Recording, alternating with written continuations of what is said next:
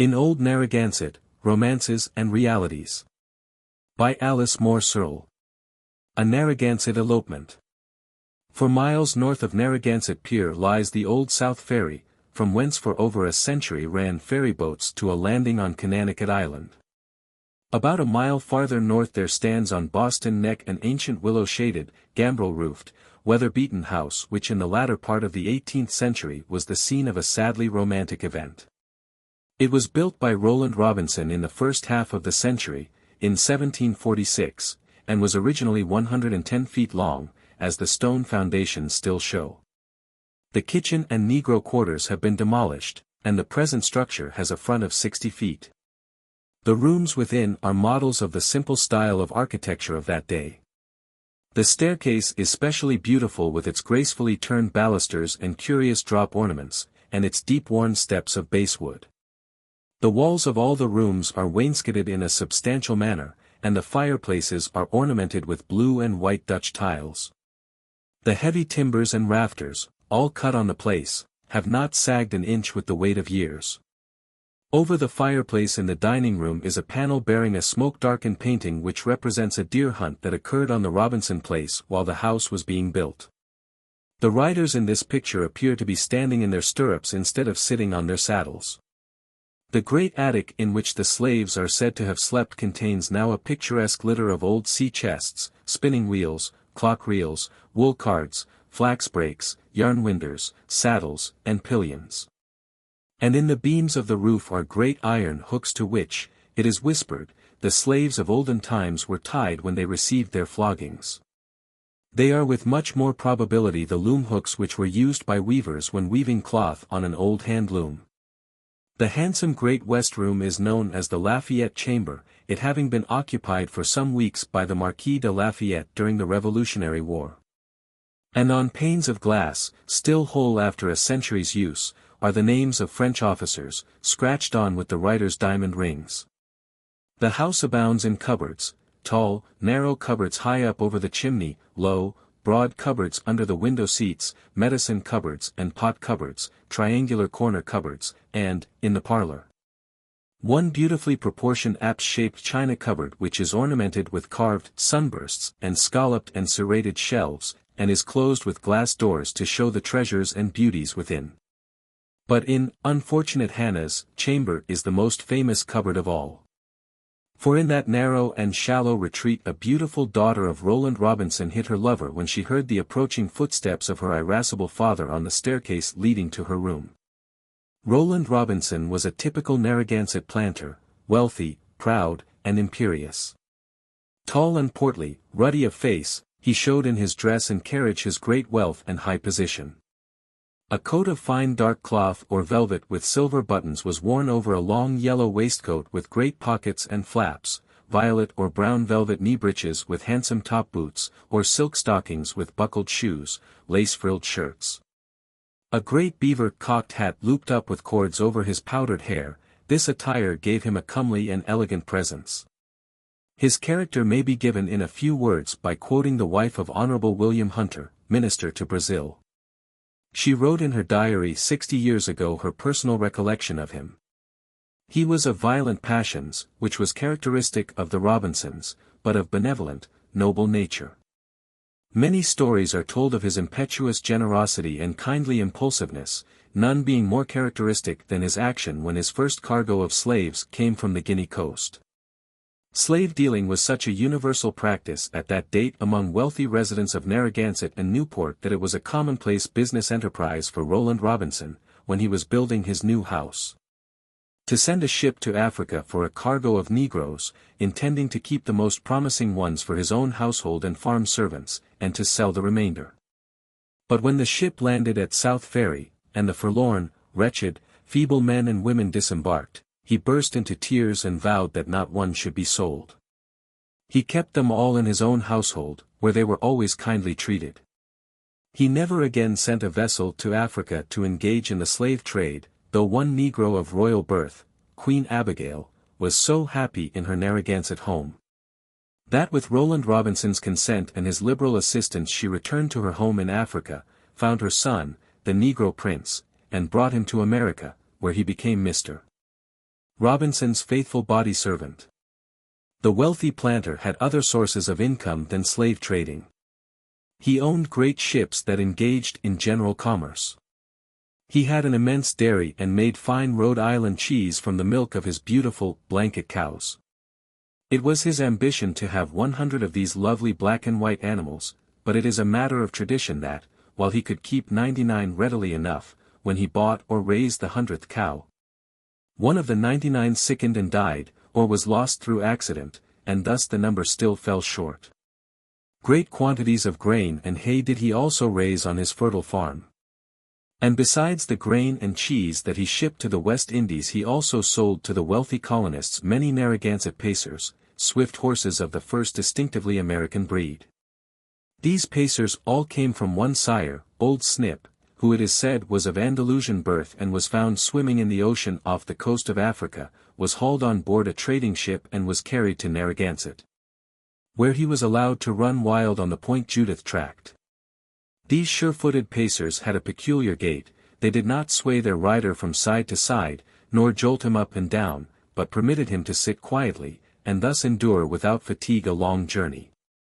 In those carriageless days, when nearly all travel was by saddle and pillion, the broad-backed, easy-going Narragansett pacers were in such demand that they brought high prices and proved a good source of income. 3 children were born to the builder of this beautiful colonial home, William Robinson, who died in Newport in 1804, in a house on the corner of Broadway and Mann Avenue, and 2 daughters, Mary and Hannah. Gay festivities had these young people in the hospitable great house, especially when a demure young Quaker cousin was sent to them to live for a while in order to break up a romantic love affair of hers with a young French officer. Count Rochambeau was a guest at her father's house, and too many opportunities for love-making were found, and the young Frenchman came to report to his commanding officer. Gayest and loveliest of all the beauties throughout Narragansett was fair Hannah Robinson, unfortunate Hannah. Much testimony of her extraordinary beauty has descended to us, one story being of her meeting with crazy Harry Babcock, that reckless daredevil of a soldier whose feats of valor by land and sea were known all over Europe as well as in America. This extraordinary man, during a visit to England, was invited to the palace and introduced to the royal family. When the Queen extended her hand to him to be kissed, he sprang briskly from his knees, exclaiming, "May it please your Majesty, in my country, when we salute a beautiful woman we kiss her lips, not her hand." And with the words he seized the astonished Queen by the shoulders and impressed on her lips a rousing smack. Upon his return to America he went to Narragansett for the avowed purpose of seeing the prettiest woman in Rhode Island.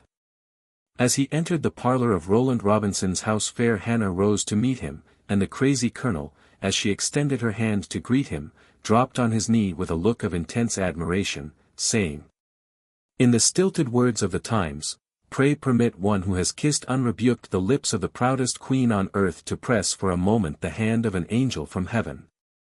The great wealth and luxurious manner of living of the opulent Narragansett planters was shown in no way more plainly than in the manner in which they educated their children. They spared no pains nor expense to obtain the best masters and teachers. Roland Robinson sent his daughter to Newport to receive instruction from Madame Osborne, whose fame as a teacher was known throughout America, and whose memoirs form the dullest book in the English language. At this school Hannah met the handsome lover who was to have such an influence over her life. Pierre Simond, or Peter Simons as was most unromantically anglicized his name, was a scion of a French Huguenot family, who taught music and French in Madame Osborne's school. From the moment the young couple met they were lovers. Both knew, however, how hopeless it was to think of obtaining Mr. Robinson's consent to a marriage which would appear to him so unequal. They therefore kept their love a secret. As the time approached for Hannah's return to her home in Narragansett, the lovers were in despair at the thought of separation, for they knew their unhappiness could not be mitigated even by the exchange of love letters. At this juncture the young music teacher managed to obtain a position as private tutor in the family of Colonel Gardner, who lived only 2 miles from Hannah's home and who was her uncle.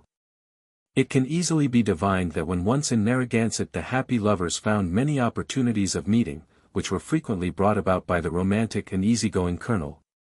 and were not hindered by Hannah's mother when she discovered her daughter's love affair. Though Mrs. Robinson would not give her approval, she tacitly gave her aid by helping to conceal the lovers' meetings from Roland Robinson.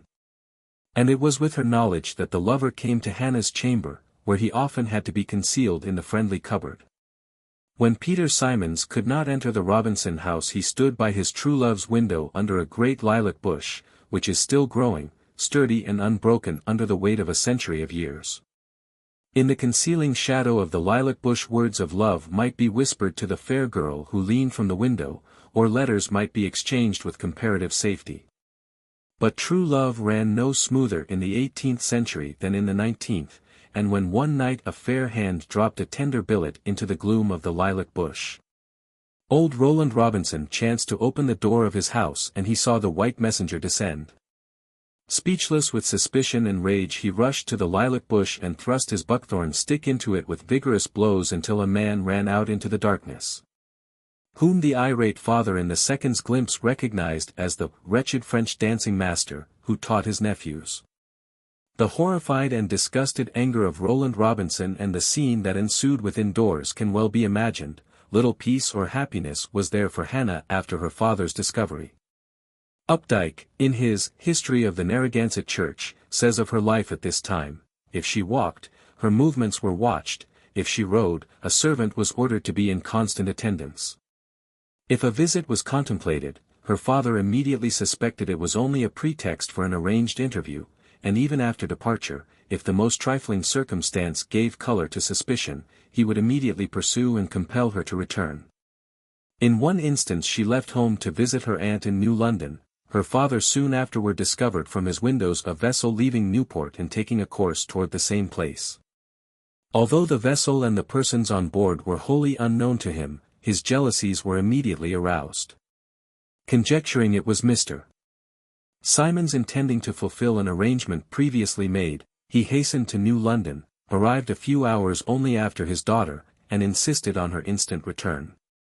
No persuasions or argument could induce him to change his determination, and she was compelled to return with him. Though Roland Robinson was firm in his determination and constant in his action to prevent the lovers from meeting, Hannah, the true daughter of her father, was equally determined not to give up her sweetheart. And as the Narragansett neighbors, like the rest of the world, dearly loved a lover, they gladly assisted the romance by exchanging letters and arranging meetings for the lovers. Months of harassing suspicions and angry words at home, and frightened meetings with her lover away from home, told so upon Hannah's health that her mother finally permitted to be carried into execution a long-planned scheme of elopement. It was finally arranged through the agency and assistance of a young friend of Hannah's, Miss Belden, and the ever-sentimental Colonel Uncle. Invitations for a great ball had been sent out all over Narragansett, and to many in Boston, Providence, and Newport. It was to be given by Mrs. Updike, Hannah's aunt. She lived 8 miles north of Roland Robinson's home, in the old historic house which is still standing and is now known as CUDDYMONK'S. A portion of it was the first house or fort built by the English in Narragansett in the year 1636. Though Hannah's father was unwilling to allow his daughter out of his sight, he at last consented that both Hannah and Mary should go to their aunt's ball. They set out on horseback, accompanied by faithful Prince, the son of Queen Abigail, and were met, as had been arranged, in the thick woods on the top of Ridge Hill, by Mr. Simons with a closed carriage. Into this conveyance Hannah entered with her lover, in spite of her sister's tears and Prince's frantic appeals, and rode off to Providence, where the eloping couple were married. When the news of Hannah's disobedience came to the knowledge of Roland Robinson, his rage and disgust knew no bounds. He forbade his family ever to communicate with Hannah again. And knowing well that she must have been assisted in carrying out her plans to elope, he offered a large reward to anyone who would make known to him the names of the persons who had aided her escape. It would seem that the fair bride should be called Fortunate Hannah, since she managed to evade her father's vigilance and wed her ardent French lover, but alas! Peter Simons, like many another hero of an elopement, did not prove worthy of the great sacrifice. Disappointed through the implacable anger of Roland Robinson in the hope of obtaining any of his wealth, the unprincipled husband soon neglected his lovely wife and at last deserted her for days and weeks. Broken-hearted, alone, and poor, the unfortunate girl began to fail rapidly in health, and spent many weary, lonely days in her wretched home in Providence, having for her only companion her dog Marcus. That had been secretly sent to her by her mother from her Narragansett home. In the meantime her sister, Mary Robinson, had died of consumption, and her mother, worn out by grief, had completely failed in health. Her father, though outwardly stern and unforgiving, was evidently exceedingly unhappy at the alarming news of his daughter's state of health. And at last, of his own accord, sent to live with her and care for her the Negro maid who had attended her in her happy girlhood. He also conveyed to her the message that she might come home and would be warmly welcomed, provided she would reveal to him the names of those who assisted in her elopement. Her compliance with this condition was, he said, absolutely imperative. On receiving this message Hannah wrote in answer, with trembling hand, a most affectionate letter, stating firmly that the sentiments of honor which he himself had both taught and transmitted to her forbade her betraying the confidence of those who had aided her and offended him. Mr. Robinson eagerly opened the letter, but his face changed when he read her decision, and he tossed the sheet to her mother with the contemptuous remark, "Then let the foolish thing die where she is." As weeks passed the accounts of Hannah's health grew more alarming still, and it was evident that a fierce struggle between love and pride was taking place in the unhappy father's breast. One day he rose suddenly from the dinner table, jumped upon his horse, and saying to his wife that he should be away from home for a day or two, started on a 35-mile ride to Providence. He remained overnight at the Updike farm and reached his daughter's house in Providence at noon. Without dismounting he rapped on the door with his riding whip. Full of joy at the sight of her old master and at the thought of the happy reconciliation, the Negro maid hastened to the door with the entreaty that the welcome visitor would come at once to the poor invalid's chamber. "Ask your mistress," said Roland Robinson, "whether she is now ready to comply with her father's request to know the names of her fellow conspirators, and say that if she is, he will come in, but on no other conditions." Poor Hannah, torn with 1,000 emotions, still clung to her decision not to betray her friends, and her father, without another word, rode away to the Updike farm. For several weeks the stubborn and unhappy father, unable to live without news of his sick daughter, rode at intervals of 2 or 3 days from Narragansett to Providence, knocked at Hannah's door, asked for her health, and left without another word. At last, her friends who had helped in her elopement, hearing of her father's firm decision, which barred all reconciliation, insisted upon her revealing to him their names and the true story. And when Roland Robinson next rode up to his daughter's door he received the welcome message that she would see him and tell him all. When he entered that barren chamber all thought of discovering her closely guarded secret fled at once from his thoughts as he gazed at the wasted form of the once beautiful girl. He knelt by her bedside and wept aloud in anguish and remorse. As soon as he recovered his composure he at once rode to his home, from whence he dispatched to Providence in a fast-sailing sloop 4 of his strongest and trustiest Negro men, and a hand-litter for the sick, which was, at that time of rough roads and few carriages, an indispensable article in every well-appointed Narragansett household. Dusty, travel-stained, and tired, without waiting for a night's rest he at once jumped upon a fresh horse and, attended by Prince, who was mounted and led a horse for Hannah's maid. Poor Roland Robinson started for the last time to ride to his sick daughter's door. Upon a lovely morning in June, the 4 strong Negroes, bearing the litter upon which lay the sick girl, with her father and faithful Prince riding on either side, slowly wended their way to poor Hannah's early home. Those who know the beauty of sunny Narragansett in early June, when the roads are everywhere overhung with the graceful, sweet-scented blossoms of slender locust trees, when the roadsides are one luxuriant, blooming garden of lovely wild flowers, and the fields are sweet with rich clover, can feel the strong and painful contrast which the sad figure of the dying girl must have formed to the glowing life around. When the spot was reached on Ridge Hill where Hannah had seen for the last time her sister Mary, Prince saw that she covered her face with her hands and cried. One other pathetic incident is told by Shepherd Tom of the homeward journey. Though on every side lay a glory of spring flowers, poor Hannah, with thoughts that no one can fathom, asked her father to pick for her and lay on her breast a withered sprig of the pale blossom called life everlasting, which had bloomed and died the year before. At last the painful journey was ended, of the sad meeting between mother and daughter, and of the sorrowful faces of the faithful servants, it is needless to write in detail. That night a whippoorwill, the bird believed throughout Narragansett to be the harbinger of death, perched on the lilac bush under the window of the chamber where once again slept unfortunate Hannah. And throughout the long dark hours sounded gloomily in the father's ears the sad, ominous cry of whippoorwill. Whippoorwill. The following day poor Hannah died. Again did 4 strong men bear on their shoulders the form of the once beautiful girl. As they passed under the branches of the sweet-scented lilac to the grave near the old house where still is shown the headstone that marks the last resting place of unfortunate Hannah Robinson. Narragansett weavers. During the first years of this century there could be found in every English town, village, and hamlet many handlooms and many weavers who on these looms wove for their neighbors and for small cloth jobbers strong homespun woolen stuffs, rag carpets, woolen sheets, cotton and wool bedspreads, flannels, coarse linen and tow, heavy cotton cloth and fine table and bed linen. These handlooms lingered in use till about 1840.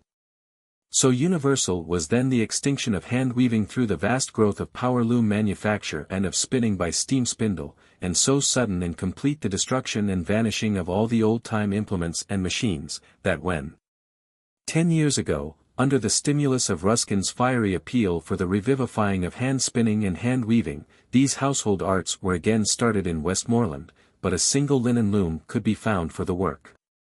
In the American colonies hand weaving was also a universal industrial art.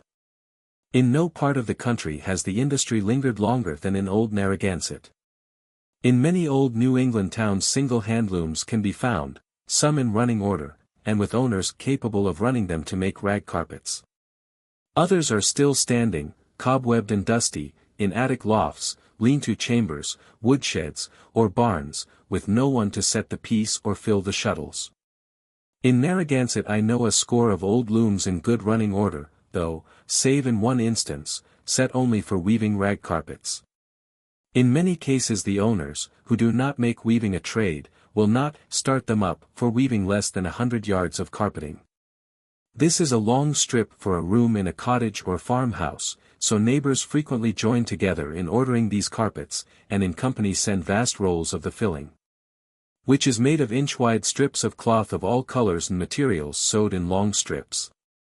Within a few years these old handlooms have been used for weaving rag portieres made of silk strips. Weaving was a very respectable occupation. It is told that the regicide Judge Wally lived to great old age in Narragansett, 103 years, and earned his living by weaving. The son of the Congregational minister at Narragansett, Dr. Torrey, was a weaver. The province was full of weavers. Miss Hazard gives the names of many in her College Tom. With all the spinning jennies for spinning a vast supply of thread and yarn, there were no power looms in Narragansett till 1812. Hand looms made up all the yarn and thread that were produced. The prince of Narragansett weavers was Martin Red. In 1761 he was baptized in St. Paul's Church as Martin Red, an adult, the parish clerk. He was a devoted lover of the church and was sexton for many years. He led the singing, and it is said that under his leadership the Venite was first chanted in America. During the troubled and rectorless days of the Revolution, he helped the parish work along by reading morning prayers and the funeral service for the dead. He was apprenticed, an orphan, at 7 years of age to a diaper weaver, and served till he was of age, with 1 term only of schooling, but he was ambitious and read eagerly instructive books, especially on weaving and kindred arts. He married the daughter of an Irish weaver, and soon had journeymen and apprentices, whom he taught to sing as they wove, and when they did not sing the men whistled the airs, and with singing and whistling the work speeded. This singing at the loom was not a peculiarity of Martin Reed's. We know the exclamation of Falstaff, "Would I were a weaver, I could sing psalms and all manner of songs." Nares says weavers were generally good singers, and that as they sat at their work they practiced part singing. Many of the weavers in Queen Elizabeth's day were Flemish Calvinists and therefore given to psalm singing, hence Falstaff's reference. One weaver, named James Maxwell, wrote some Weaver's Meditations in rhyme in 1756. The frontispiece of his book, his portrait at his loom, is thus inscribed. Lo, how, 'twixt heaven and earth I swing. And whilst the shuttle swiftly flies, with cheerful heart I work and sing, and envy none beneath the skies. Martin Read reared his family well, and in the Episcopal Church. His son, Reverend Dr. Read, preached for many years at Christ's Church in Poughkeepsie. He wove coverlets, blankets, broadcloth, flannel, worsted, linen, tow-cloth, and calamanco. This last was a glossy woolen twilled fabric, sometimes woven in a pattern in the warp. James Fontaine, a Huguenot weaver, says it was made of a fine double-twisted worsted. It was much used for the nightgowns and banians worn by substantial citizens of the day, and for women's winter gowns. Other goods made by Weaver Read were durowee, durant, and crocus, a coarse tow-stuff for servants' wear. This word, crocus, still may be heard in Virginia, and perhaps elsewhere in the South, where it was more and longer used than in Narragansett. Martin Read lived near the old church he so dearly loved, and a sightly spot it was for a home. Still standing beside the church foundation, the site where the church first stood, is the deserted house in which Martin Read lived and wove and whistled and sung. On the road near his home lives today the last of the old-time weavers, one who can weave woolen and linen stuffs. Hand-weaving is not with him an accidental industrial makeshift, but his everyday occupation and means of livelihood. He learned to weave from one of Martin Read's apprentices. His low, weather-beaten house, set in a close-walled garden, is one of the most picturesque in Old Narragansett. We entered from a glory of midsummer sunlight into a cool, pale green light which penetrated the rooms through the heavy shadows of the rugged old cedar trees that overhung the roof and the ancient lilacs that pressed close to the windows. There has ever been associated in my mind with the trade of weaving the pale and sickly appearance and bearing of many English mill weavers, and, though ever of country life, this Yankee weaver was no exception to the rule. His skin, of extreme delicacy, was pale, yet suffused at times with that semi-transparent flush which is seldom seen save on those whose life is wholly indoors. His hair and beard were long and white, and had evidently been light brown before they were white. His bright blue eyes looked pleasantly and intelligently out from the wisps of white hair. His visible attire was a clean, but collarless, white shirt and a pair of blue overalls. His feet were bare. We mounted with him the narrow enclosed staircase to the loom loft. There was such a flood of color out of doors, the fields and trees were so green, the tangle of larkspurs in the garden was so blue, the sunbeams so radiant, that the attic seemed but a dull abiding place for a summer's day. But as the eye grew accustomed to the dimmer light and learned to avoid the piercing arrows of sunshine that burned in through the heart-shaped holes in the shutters and made every mote of wavering dust in their path a point of unbearable glitter, then the attic seemed quiet and peaceful, and its shadows were grateful. And even the bang of the loom when it was started up was not a garish rattle. Heaps of gay woolen yarns lay under the eaves, and a roll or two of rag carpeting and strips of worn-out bed coverlets of various patterns were hung on the beams or piled in heaps. There were vast boxes of cotton twine, and many yarn beams ready wound, and swifts and quilling wheels and scarns, many in number, thrust under the garret eaves. Among the discarded wool wheels and flax wheels heaped high in the corner, obsolete before their fellow, the hand loom, I did not peer deep. Though neglected, they are jealously treasured, for that was Grandma's foot wheel, and Aunt Eunice used that Woolwell 62 year, showed that what seemed to me useless lumber was haloed with association and tradition. I have never seen or felt elsewhere any such picture, any such atmosphere of an industrial life that is forever past, as that old-time weaving. The dim half-light of the loom room and the darker garret beyond. The ancient chairs that thrust out a broken arm, and tables that put forth a clawfoot from the shadows. The low buzzing of hornets that fluttered against the upper skylight or hung in dull clusters on the window frame, hornets so dull, so feeble, so innocuous in their helplessness that they seemed the ancients of their day. The eerie clamor of swallows in the chimney, the pungent aroma of dry, forgotten herbs, that swayed in the summer wind from every rafter. And the weaver, pale and silent, laboriously weaving his slow-growing web with a patience of past ages of workers, a patience so foreign to our present high-pressure and double-speed rates that he seemed a century old, the very spirit of colonial, nay, of medieval days.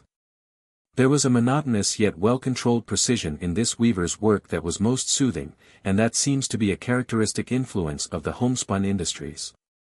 It was felt by Wordsworth and voiced in his sonnet. Grief, thou hast lost an ever-ready friend. Now that the cottage spinning wheel is mute. This precision in work is that of the skilled hand and thinking brain controlling the machine, not the vast power of steam relentlessly crowding the overworked body and dulled brain. By this hand-weaving, as if to prove Ruskin's glowing and inspiring assertions, this weaver earns an independent living in intelligent work, of reasonable hours, in a comfortable house. And in conditions favorable to health, a vast contrast to the overworked, unhealthy, poorly fed, stultified factory worker. His business has so prospered of late that he has had a trade card printed at the village printers like any other independent manufacturer. From it I learn that he weaves rag carpets, bed coverlets, and hap harlots. Hap harlots, forsooth. Could anyone believe that obsolete word had been used since Holinshed's day? He wrote in 1570, in his Chronicles of England, etc. Our fathers have leaned full oft upon straw pallets or rough mats, covered on lie with a sheet under coverlets made of dagswain or hap harlots, and a good round log under their heads instead of a bolster. Yet here have been Narragansett weavers weaving hap harlots, and sleeping under hap harlots, and speaking of hap harlots as though 3 centuries ago were as yesterday. I presume they have made dagswains also, since there still exists bills of Narragansett shepherds for dagging sheep. The old-time cotton and wool bedspreads or coverlets, seen of old on every 4-post bedstead, he now sells for portieres and bathroom rugs, as well as for bed and couch spreads. They are woven in simple geometric patterns, just as in the times of the ancient Britons, when the wools of the weft were dyed with woad and broom. The patterns are nearly all over a century old. He has a worn pattern book with bewildering rules for setting the heddles for over 50 designs. Quaint of name are the patterns: chariot wheels and church windows, is a bold, large design, church steps, a simpler one. Bachelor's fancy, devil's fancy, 5 doves in a row, shooting star, rising sun, rail fence, green veils, offer little in their designs to give reason for their names. Whig Rose, Perry's Victory, and Lady Washington's Fancy, show an historical influence in naming. Orange peel is simply a series of oblong hexagons honeycombed together. All summer and all winter was similar. Bricks and blocks is evenly checkered. Cappus diaper is more a complicated design for weaving damask linen, taking 5 harnesses. Floral names are common, such as Dutch tulip, rose in bloom, pansies in the wilderness, 5 snowballs, etc. The loom on which this Narragansett weaver works might be 6 centuries old. You may see precisely similar ones pictured by Hogarth in the middle of the 18th century, and an older one still in the Campanile at Florence, by Giotto, in 1334. These excerpts from a letter of Weaver Roses give some pleasant weaver's lore, and are in the lucid, simple, and quaint English to be expected of a man who still weaves and talks of hap harlots. My grandfather and grandmother Robert and Mary Northrop lived at what is now called Stewart Vale but then known as the Fish Pond. In a little hamlet of 4 houses, only one of which, my grandfather's, is now standing. He owned a shore and fished in the spring and wove some at home and went out amongst the larger farmers working at his trade of weaving, whilst his wife carried on the weaving at home and had a number of apprentices. He learned his trade of weaving of Martin Red, the deacon of St. Paul's Church, who lived a few rods from the church. He died in 1822, his wife lived till 1848. The spool I gave you was made by Langworthy Pierce, a veteran of the Revolution. It has the initials of his name. I send you now one of his shuttles used for weaving broadcloth, and a square of linen I have woven for you of a pattern of 5 harnesses called brow bay. The looms here in Narragansett were all made by local carpenters. Stephen Northrop made looms, and Freeborn Church made looms and spinning wheels. I have 2 of his make. Friend Earl. More money can be made by weaving than farming. I have wove 30 yards of rag carpet in one day at 10 cents a yard, or 23 cents a yard when I found the warp. There was a man here by the name of Eber Sherman, he called himself Slippery Eber. He died in the War of 1812. His widow worked at spinning for 25 cents per day and supported herself and one son well on that wage. $1.50 per week was regular wage for a woman's work. It took a woman 1 week to weave a coverlet of 3 yards long and 2.5 yards wide. Mahala Douglas went out to work at $1.50 per week making butter and cheese, milking 7 cows every weekday and 9 on Sunday. She died leaving a large estate, several $1,000s, which her legatees had no trouble in spending in 6 weeks. My grandfather was one of 8 children. One brother was Reverend William Northrop. Thurston Northrop, another brother, was a schoolteacher and a weaver of coverlets and cloth. John Northrop was called Weaver John. He was a coverlet weaver. John Congdon was a maker of weavers' reeds or sleighs. I have 70 or 80 of his make in my house. I have a reed that my grandfather Northrop had made when he went to the island of Rhode Island weaving broadcloth. He received 50 cents per day pay. Good cream cheese was 3 cents a pound at the same time of the embargo in the War of 1812. I have an 8-and-20 sleigh with 29 beer that cost $1, made by John Congdon 70 years ago, as good as when made. He lived in North Kingston. The word sleigh or sleigh, meaning a weaver's reed, has not been used commonly in England for many years, and is contemporary with hap harlot. A beer was a counting off of 40 warp threads. It may be seen by this letter how many classes of workmen were kept busily employed by these homespun industries, makers of looms, wheels, reeds, scarns, rattles, temples, swifts, niddy-noddies, spools, and shuttles. And turners of warp beams and cloth beams. The proper shaping of a shuttle was as important as the shaping of a boat's hull. When the shuttle was carefully whittled out, smoothed off with glass, lightly shod with steel, and marked by burnt-in letters with the maker's initials, it was a proper piece of work, one for a craftsman to be distinctly proud of. Spools could be turned on a lathe but were marked by hand. No wonder our weaver loved his old worn-out rubbish. Every piece had been made and used by his kinsfolk and neighbors, who had put into every spool, shuttle, and loom good, faithful handwork, and, like the cloths he wove, they wore well. Weaver Rose would be an unimpeachable candidate for many of our modern patriotic hereditary societies. One great-great-grandfather held a commission under King George III, which the weaver still has. Others were members of the provincial assemblies. 2 great-uncles were taken on board a Yankee privateer in the Revolution, carried to England to Dartmoor prison, and never heard of afterward. The son of one of those patriots was captured in the War of 1812, and kept 8 years at Dartmoor, while he was mourned in Narragansett as dead. He was then released, returned home, and held to his death an office under the government at Wickford, a Narragansett seaport. One great-uncle was starved to death in the prison ship Jersey in the Revolution, and another lost his life in Newport during imprisonment by the British. Grandfather James Rose was with the famous Kingston Reds in the Battle of Rhode Island and other revolutionary encounters, and the weaver's father, William Rose, fought in the War of 1812. His great-great-grandfather Eldred killed the famous Indian warrior Hunnewell, after that cruel Narragansett tragedy, the Swamp Fight.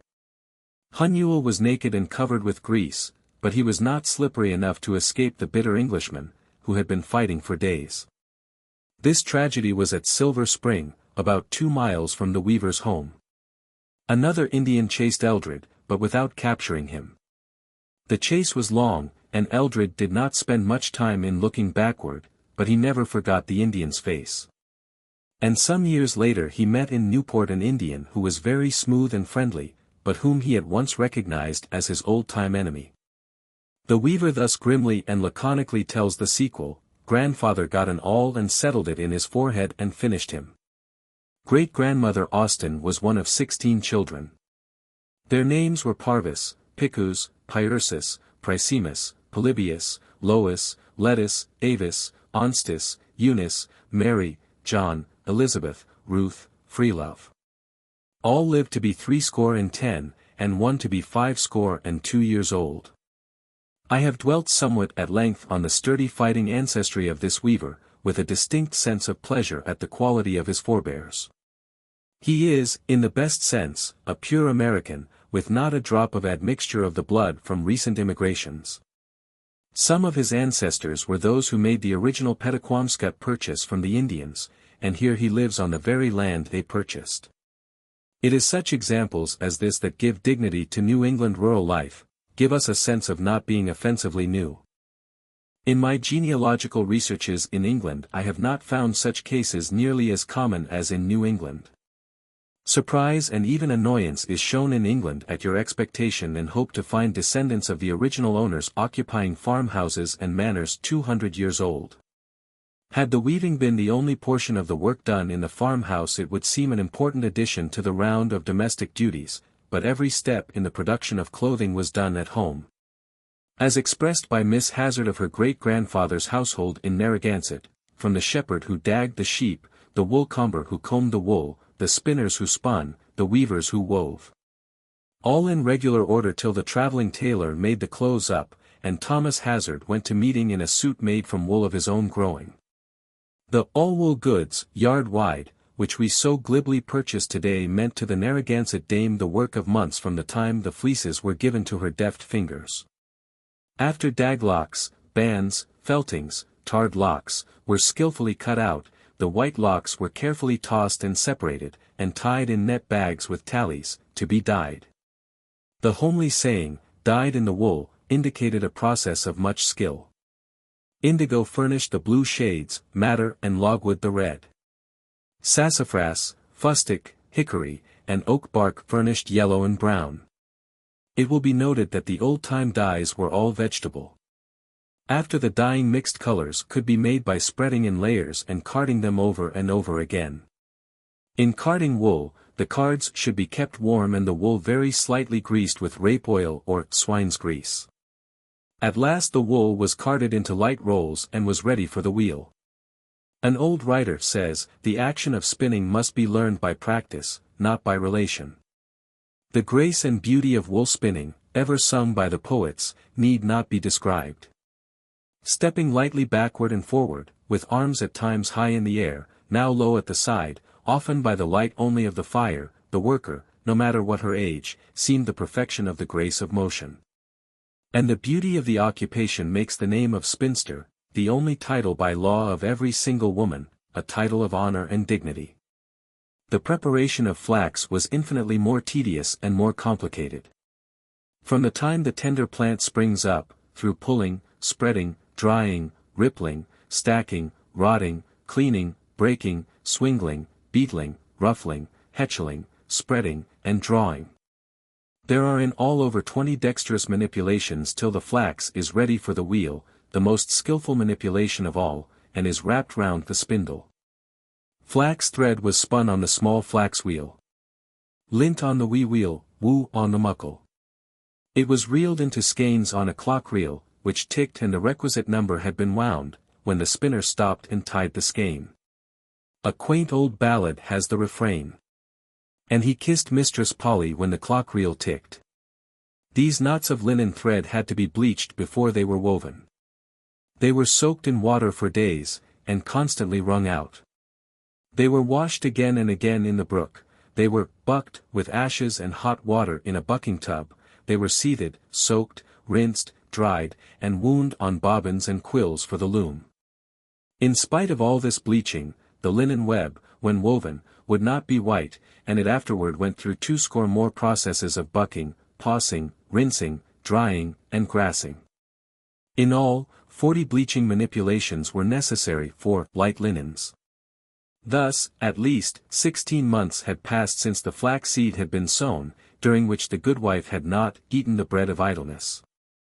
With the passing of these old-time household arts of spinning and weaving, went also the household independence. Well-timed was our struggle for freedom from British rule, when every man and wife on their own farm held everything necessary for life and comfort: food, shelter, fuel, illumination, clothing. What need had he or she to fear any king? It could not be such an independent revolt today. In the matter of clothing alone, no family could be independent of outside assistance. The old-time preparatory work of the weaver is much simplified for this Narragansett weaver in modern times, by the use of machine-spun threads and yarns. The warp of these bed coverlets is of strong twine or thread, while the weft is of various woolen yarns or zephyrs or crewels, bought at mills. These latter are aniline dyed, and in no artistic sense equal the old indigo, hickory, sassafras, or madder home-dyed wools of yore. These skeins of yarn are prepared for use by spreading them on a reel or swifts, and winding the yarn off on quills in a quilling wheel, which is somewhat like a simplified spinning wheel. Besides these weavers who worked in their own homes, making their own wool into cloth to sell, or weaving the thread and yarn brought to them by their neighbors, there was a distinct class of traveling weavers, who went from house to house working for a few shillings a day and their keep.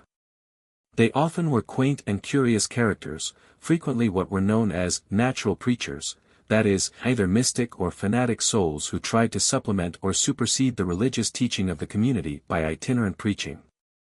Such teachers and preachers have ever flourished in Narragansett since the day of Samuel Gorton and his associates. One of these weaver preachers, undismayed by the indifference and even the disapproval of his neighbors, built a rude log pulpit in the woods near his home and there communed aloud with God if not with man. The sound of his fervid prayers and invocations could be heard afar off by passers-by in the wood lanes and roads, even in midwinter. While the emphasizing thumps of his sturdy fist kept his blood as warm as his religion and startled the Narragansett squirrels and chipmunks who thriftily used the recesses of the weaver's pulpit as a storage place for nuts and acorns. There were few women weavers among them, especially for linen weaving, which was hard work. Occasionally some sturdy woman, of masculine muscle and endurance, was a weaver. One of these Narragansett women weavers was a witch.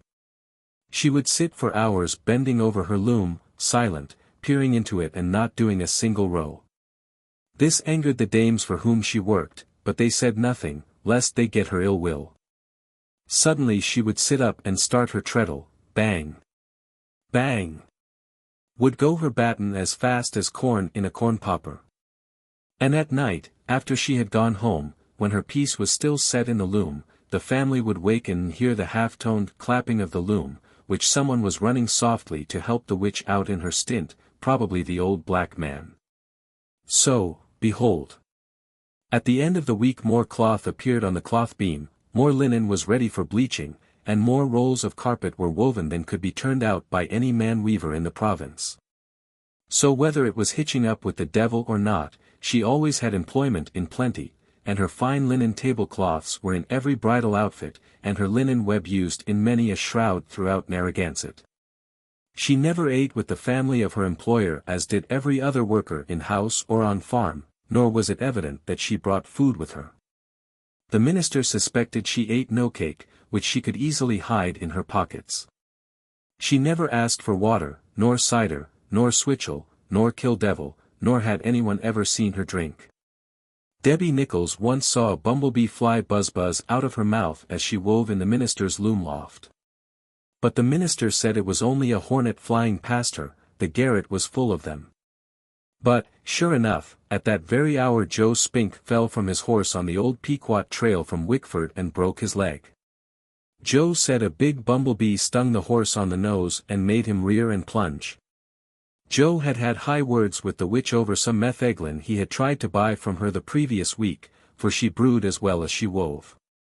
The minister said that if metheglin had been the only drink Joe ever bought he wouldn't have fallen from his horse, and that it wasn't the first bee Joe had had in his bonnet.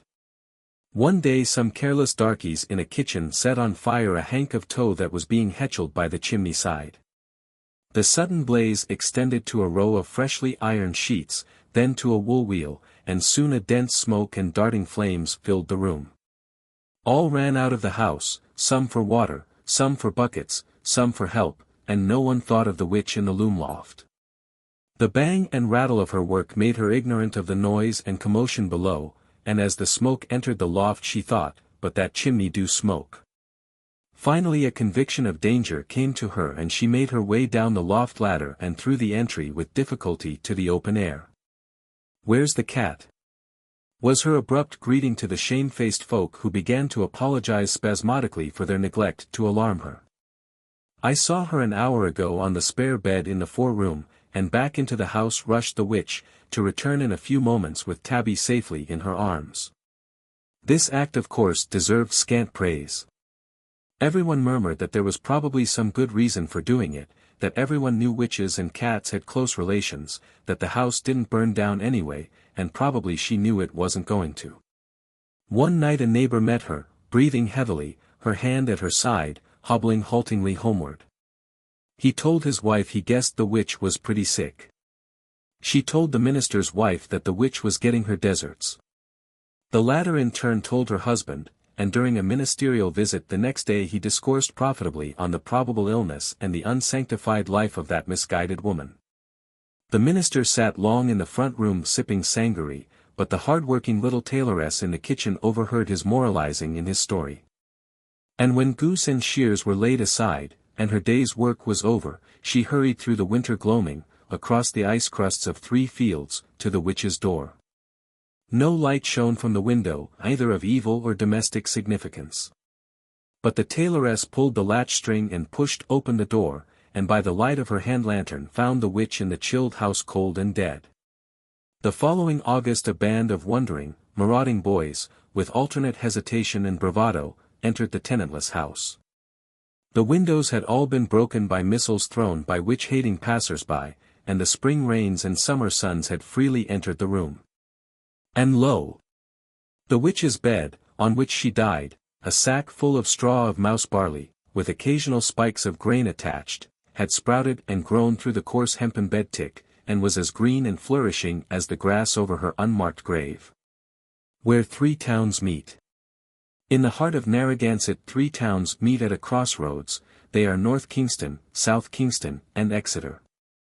It is a lonely crossroads, even in days of summer, though Weaver Rose's cheerful home is near it.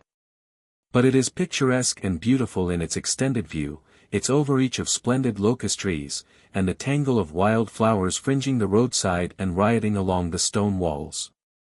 There is no monument or stone, nothing to mark the special tradition of this corner, as Squaw Rock at Indian Corner, half a mile farther on the road, a sinister rock with dark, blood-red veins and splashes.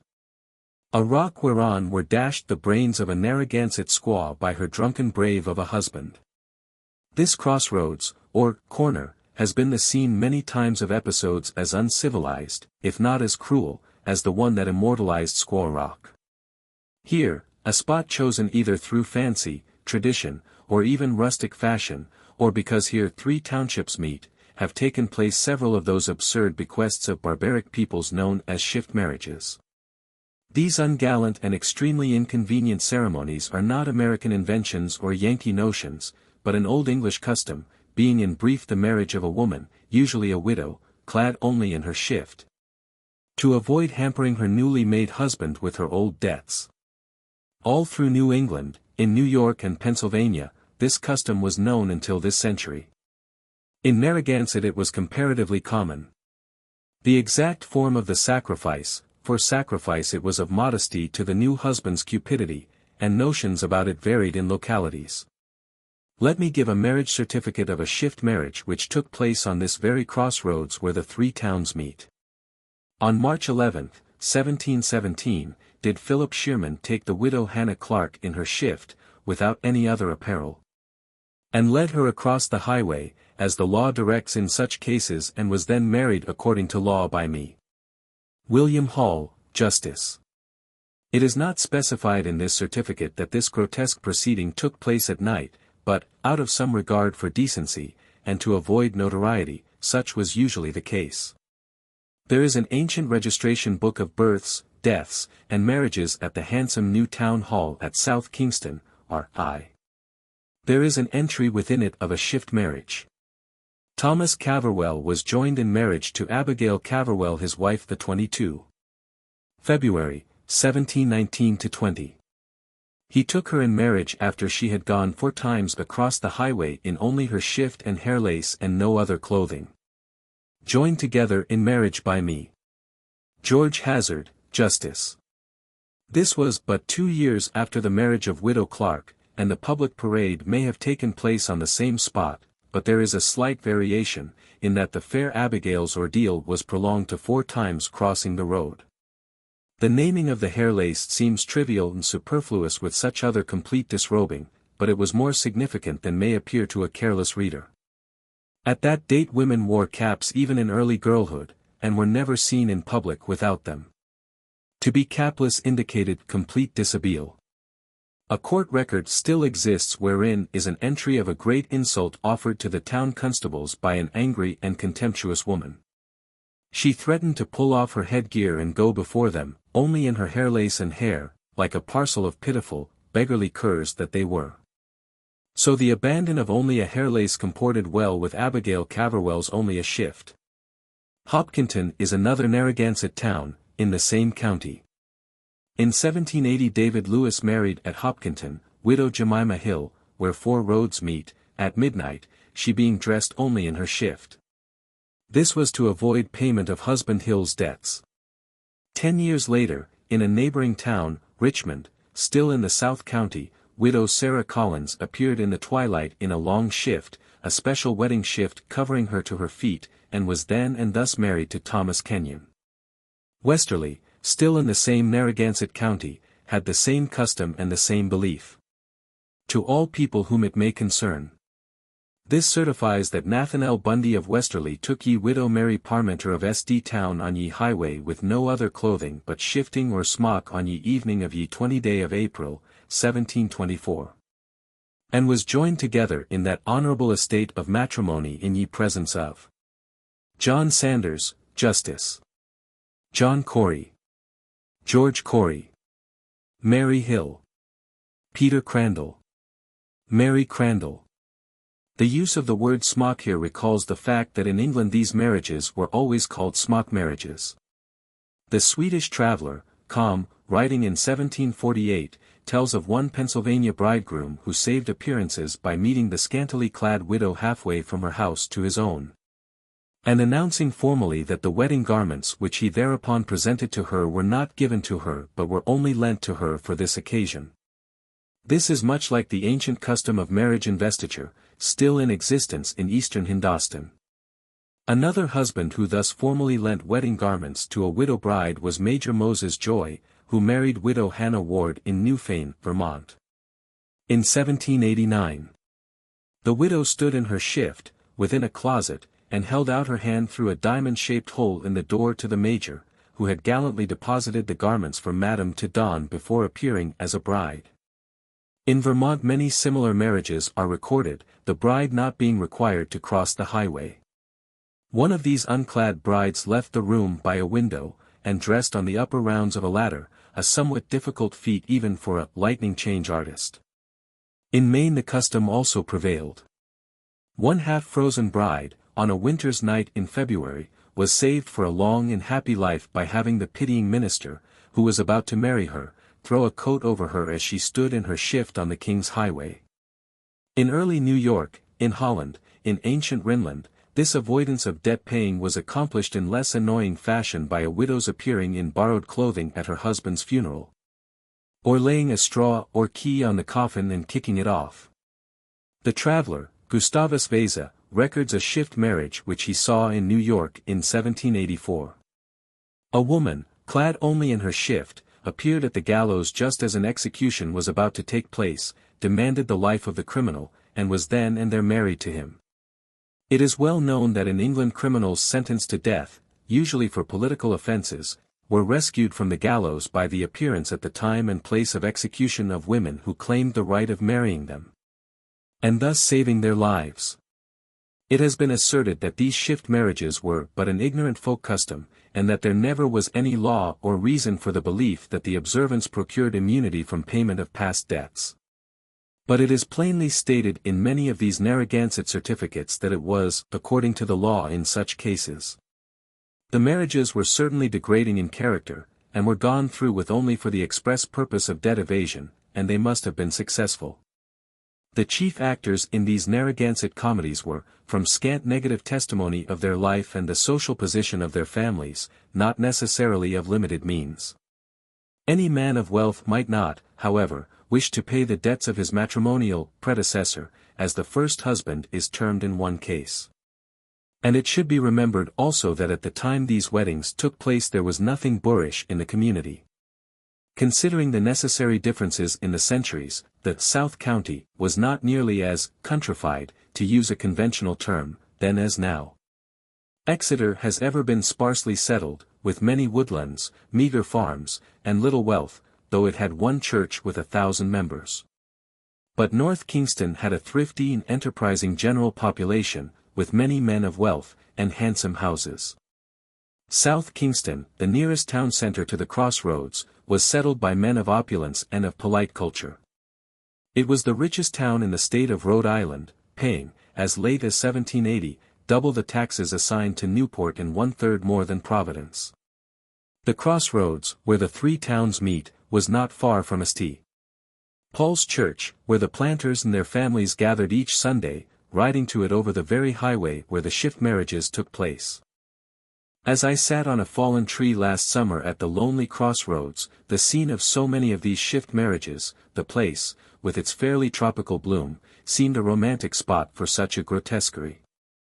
But the picture of the last of these benumbed brides, who, early in this century, clad only in a linen shift, on a February night, a New England February night, shivered across the frozen road to avoid the payment of some paltry debt. And the thought of the unspeakable husband who would let her go through such a mortifying and distressing ordeal, there seemed scant romance, and nothing but ignorant and sordid superstition. TUGGIE BANNOCKS'S MOONACK. TUGGIE BANNOCK'S, the Narragansett negress, decided to work a charm on old Bosom Cadet, the Negro tinker. She was not going to charm him in the ordinary commonplace way, albeit pleasing, that most dames follow, be they old or young, black or white, to allure human beings of the opposite sex. Her charm was, alas, a malignant one, a conjure, that she angrily decided to work upon him as a revenge for his clumsy and needless destruction of her best copper tea kettle while he was attempting, or I suspect pretending, to repair it. This charm was not a matter of a moment's hasty decision and careless action, it required some minute and varied preparation and considerable skill to carry it out successfully, and work due and desired evil. Tuggie's first step, literally, was to walk over the snowy fields, the frozen roads, to Bosom's house to obtain some twigs or sprigs of withered grass that had grown and still lingered in his dooryard. Lest Bosom's wife should suspect any uncanny motive for her visit, she carefully elaborated a plan, and carried on, in its furtherance, a long conversation with regard to a certain coveted dye stuff which Mother Cadet manufactured. It turned all woolen stuffs a vivid green, and was in much demand throughout Narragansett to dye old woolen rags and worn-out flannel sheets and shirts this brilliant, verdant hue. When they could thereafter be used to most astonishing and satisfactory advantage in conferring variety in the manufacture of those triumphs of decorative art, those outlets of rural color sense, homemade woven rag carpets, and hooked and braided rugs. Tuggie argued with much dignity and volubility that she should be told the secret of this dye stuff as some slight compensation for her ruined tea kettle. It is needless to state that she was unsuccessful, nor had she expected to be otherwise. The secret of the dye was Molly Cadet's stock in trade, just as the soldering iron and solder were her husband's. At Molly's refusal Tuggie waxed wroth, and a most unpleasant exchange of personalities took place, which culminated in Tuggie's exasperating reference to an event which had occurred in Bosom's youth, and about which he and his wife were exceedingly and naturally sensitive. He had once gone proudly to Boston for a 3 months' visit to ply his trade and see the town. At the end of 2 weeks he had reappeared in Narragansett, kit in hand and depressed in appearance. When interrogated as to the reason of his sudden and speedy return, he had answered, acrimoniously, that Boston folks is too full of notions. In the course of a few weeks, however, news came to Narragansett that Bosom had been arrested in Boston for his well-known trick of stealing, and had been whipped through the town at the cart tail. Nothing could anger Molly Cadet more than a reference to Boston notions. Tuggie used this thorn in the side with well-planned judiciousness and with the pleasing and wholly satisfactory result that Molly ordered her fiercely out of the house. This was precisely what she desired, for a witch cannot work a thoroughly successful conjure on one who has always treated her well and kindly, and shown her due hospitality. Hence old Tuggie, by Molly's abrupt expulsion of her from her house, was left free to work her wicked will. Though Tuggie did not get the coveted dye stuff, nor the recipe therefor, she did not return home empty-handed. She managed to pick without discovery a few leafless twigs from the great bush of southernwood that grew by the stone doorstep of Bosom Cadet's house, and she felt that her visit had not been in vain. Fortune favored her. As she passed the door of the tinker's barn she slipped in unobserved and clipped a few hairs from the tail of his cow. It would have been much better, much surer, to have had these hairs from Bosom's own head, but to aspire to a fibre of his close-cropped wool was useless. As Tuggie Bannock's walked home over the crisp snow she muttered to herself with delight, and she glowered and scowled at the children as she passed the schoolhouse at the corner, and they hooted and jeered at her in return, and called out, "Terap." Terap, which everyone knows is the greeting that witches cry out to each other. She certainly was deemed a witch by her neighbors as well as the children. And this reputation was not accidental, it was jealously cultivated. She conformed her mien and behavior to all that was expected of a witch. And she had been gifted by nature with one feature which, much to her satisfaction, enabled her to exhibit convincing proofs of her pretensions. She had 2 full rows of double teeth, front teeth and all were double, which could be displayed to telling and bewildering advantage to those who thought her just like other folks. She did have some uncanny habits. Some that, a century previous, in a Puritan community, would have set her afloat to sink or swim. She never sat upon stool or chair or settle in anyone's house. No one had ever seen her seated save on a table or dresser or bed, or even on a cradle head, this to the painful apprehension of the mother who owned the cradle. When spinning flax in one house she sat on a sawhorse. She had not a chair in her house, but there was an oaken chair molding at the top of the wainscoting in her spacious old kitchen. And it was currently reported and believed that when she was alone she perched or clung with her heels on this molding. The Newport chapman, Cheapa Rose, told at the ferry that he saw her one night running round the room on the molding. But Cheapa was not truthful, so I do not believe it. Tuggie dwelt alone in the L part of an old gambrel-roofed house, which had seen better days, but was now deserted and sadly dilapidated, and was indeed in its main portion almost roofless. The L, which contained the great raftered kitchen and 2 other rooms, was, however, tight and comfortable, and made a cheerful, picturesque home. Tuggie, who was strong and capable, worked for the farmers' wives around. Dipped candles, made soap, spun yarn and wove carpets, brewed and salted. She also cultivated a little patch of land of her own, and knit stockings to sell, and was altogether a very thrifty, industrious person. She was in reality far more afraid of being bewitched than she was confident of bewitching, and that evening, as she prepared to burn a project to conjure old Bosom Cadet, she started at every sound, and turned her petticoats inside out to keep off evil spirits, and at last hung a bag of egg-shells around her neck as a potent saving charm. She first mixed a little flour and water into dough and stirred in the hairs from the cow's tail, these were the straw for her brick, then she molded the dough into the shape of a heart and stuck 2 pins in for legs and 2 for arms. This would surely give Bosom misery in the legs and arms, in short, rheumatism.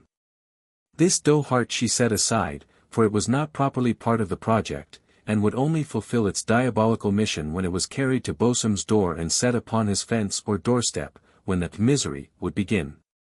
She then, with rather a quaking heart, prepared to burn the project. The sprigs of southernwood from Bosom's dooryard, a few rusty nails, the tail of a smoked herring, a scrap of red flannel, a little mass of grave dirt that she had taken from one of the many graveyards that are dotted all over Narragansett, and, last of all, that chief ingredient, the prime factor in all Negro charms, a rabbit's foot, were thrown into a pot of water that was hung upon the crane over a roaring fire. Of course everyone in Narragansett knew that when a project began to boil the conjured one would begin to suffer some mental or bodily ill, hence Tuggie listened with much satisfaction to the premonitory bubbling within the pot. She stepped into the center of the room on account of the heat of the fire, and because it is not good luck to watch a boiling project, and as she stood in the red glow of the firelight she was the personification of Negro superstition. Tall and gaunt, with long bony arms, and skinny claws of hands, with a wrinkled, malicious, yet half-frightened countenance, surrounded by little pigtails of grey wool that stuck out from under her scarlet turban. With her old petticoat turned inside out, and a gay little shawl pinned on her shoulders, she stood like a voodoo priestess eagerly watching and listening.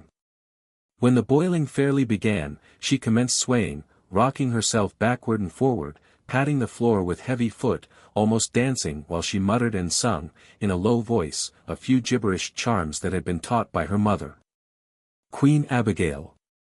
She rolled her eyes up in a superstitious ecstasy, and swung her long arms to the rhythm of her heathenish song, when suddenly a shock like an earthquake struck her door.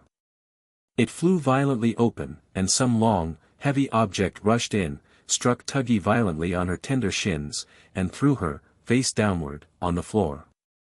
She was for a moment stunned with the fall and with the suddenness of the assault, but when she regained her senses she still lay on the floor with eyes tightly closed and her face covered with her hands. For this violent assailant was surely that terrifying creature, MOONACK, that she had raised and brought by her wicked conjuring, and if she glanced at it, it would cause her instant death.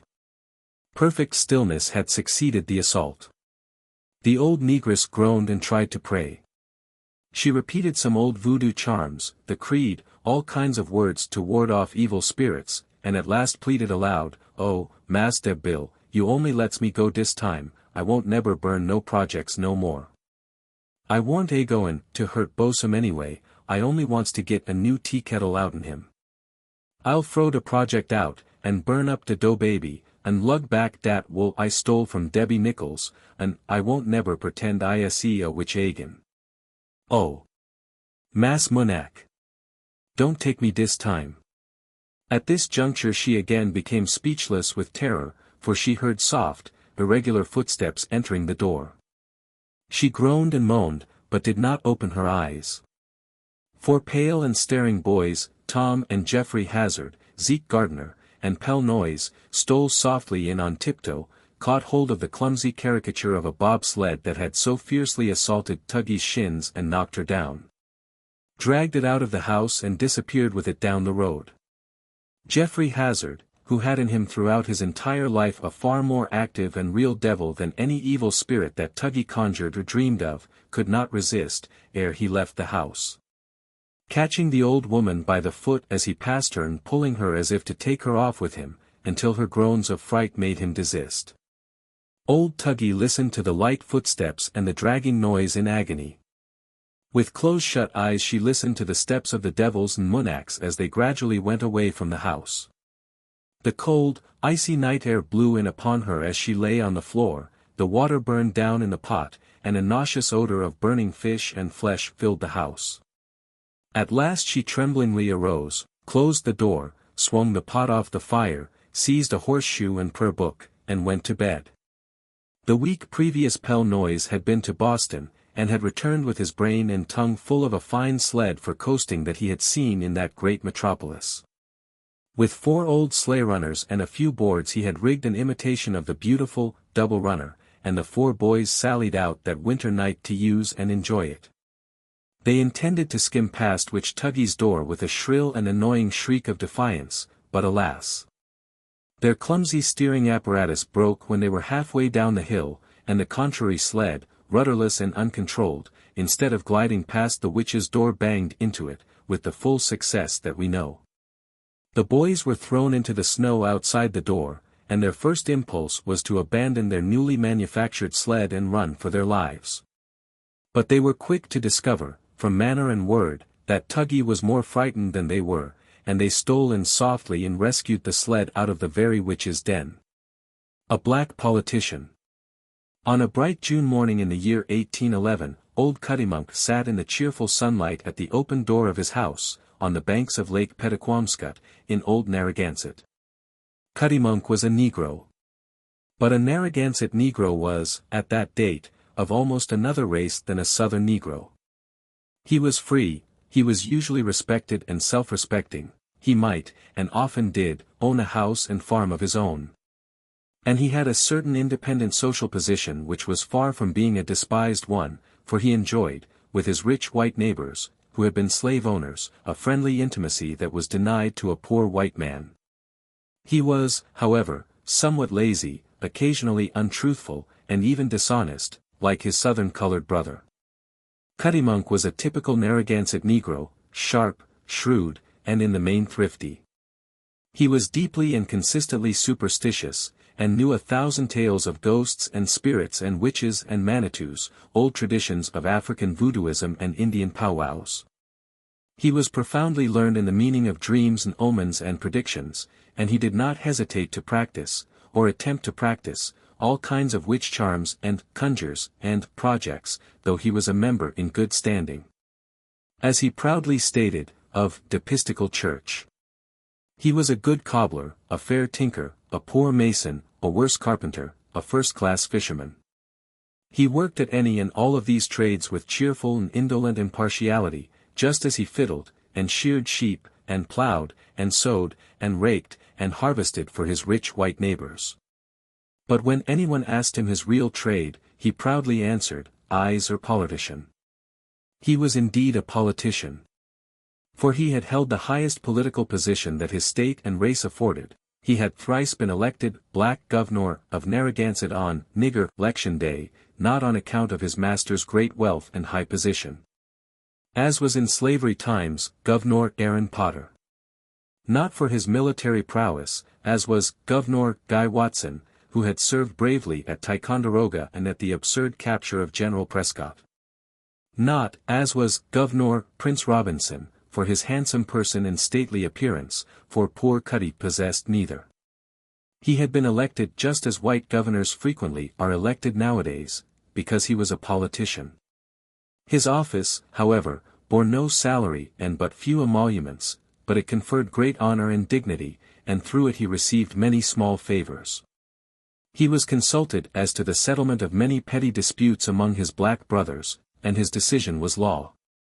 His office thus had a certain power, and commanded some respect among the white people, who through him could obtain small settlements and adjustments, and arrange many matters in their relations with the Negroes, without the trouble of personal effort.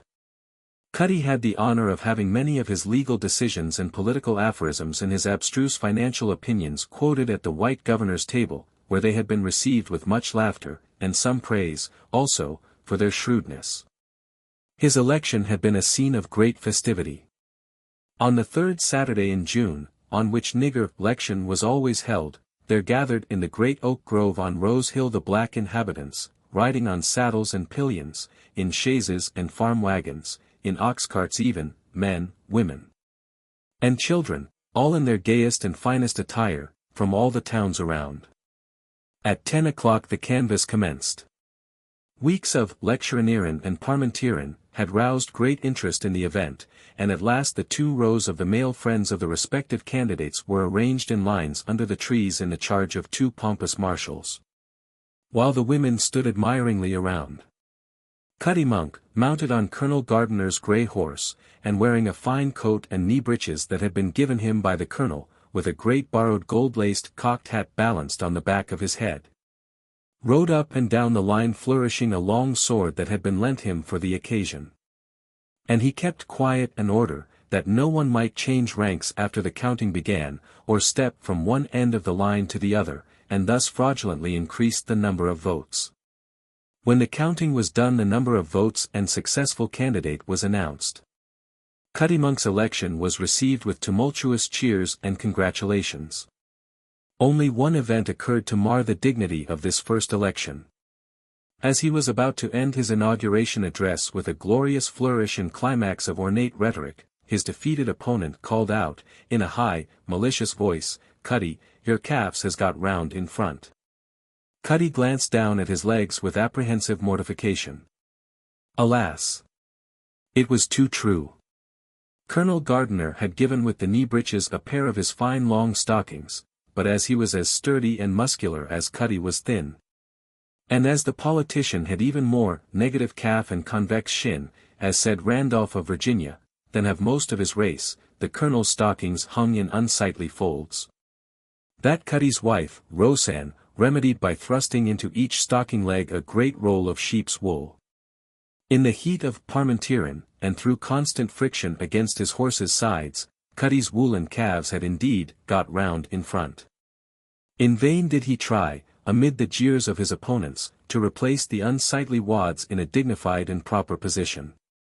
They refused to stay placed, and for the rest of the day, at the dinner and at the dance, the false calves hung in front of and under his sharp old knees, looking for all the world, in the grey, wrinkled stockings, like a pair of hornets' nests under the eaves of a house. It may plainly be seen that by virtue of his position old Cuddymonk was of the high aristocracy of Narragansett black society. He was also an aristocrat by birth. The blood of African kings ran in his veins, and a strong cross of Indian blood, that of old King Ninigret, showed in his high cheekbones and coarse black hair. His skin, too, was far from black. As he sat in the clear sunlight on this May morning, his bare feet and hands and face were of a uniform glowing golden-brown color, as rich and cheerful, though not as orange-tinted, as a ripe pumpkin. The appearance of his head was, also, most unlike the wool-covered, low-browed, heavy-jawed cranium of a Negro, for his half-curly, coarse hair grew on the back part of his head only, and stuck out in a great stiff, surrounding halo. The top and sides of his head being thus left bare gave to him the appearance of having an extraordinarily high and brain-developed forehead. And altogether these peculiarities caused him to bear a comical cranial resemblance both to the noble Shakespeare and a blue-haired, ring-crowned baboon. His teeth and eyeballs showed the brilliant, glittering white of the Negro, not at all like the dingy black snags and reddish, inflamed eyeballs seen in the Indian. He wore a collarless and rather ragged white shirt, an ancient and much-worn long-tailed blue coat with brass buttons, the very coat which had been given to him by Colonel Gardiner to attire him fitly and gloriously upon his election as governor. But the garment having served through 3 terms of office, to say nothing of the many years it had faithfully covered the colonel's back, was now degraded to everyday wear. Cuddy was also clad in a shapeless pair of loose yellowish toe trousers called tongs, that bore strong evidence not only of home spinning and weaving, but of home tailoring as well, if such unsightly great linen bags could be said to be tailored. Cuddy regarded with much satisfaction a row of dilapidated beehives that stood by his door, whose busy inhabitants furnished to him the toothsome honey he so dearly loved, and which he could so readily and profitably sell when he could spare it.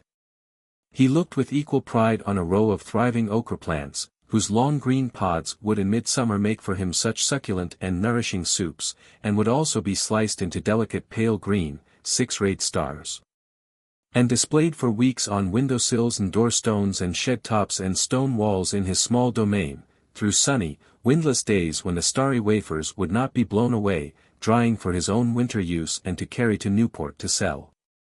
His only other crop was represented by a freshly turned plot of earth, a potato field, which he had planted the previous day. Cuddymonk stretched himself with delight in the sunshine, and thus spoke to his wife, Roseanne, a gay-turbaned old woman, who was twice as fat and twice as black as he was.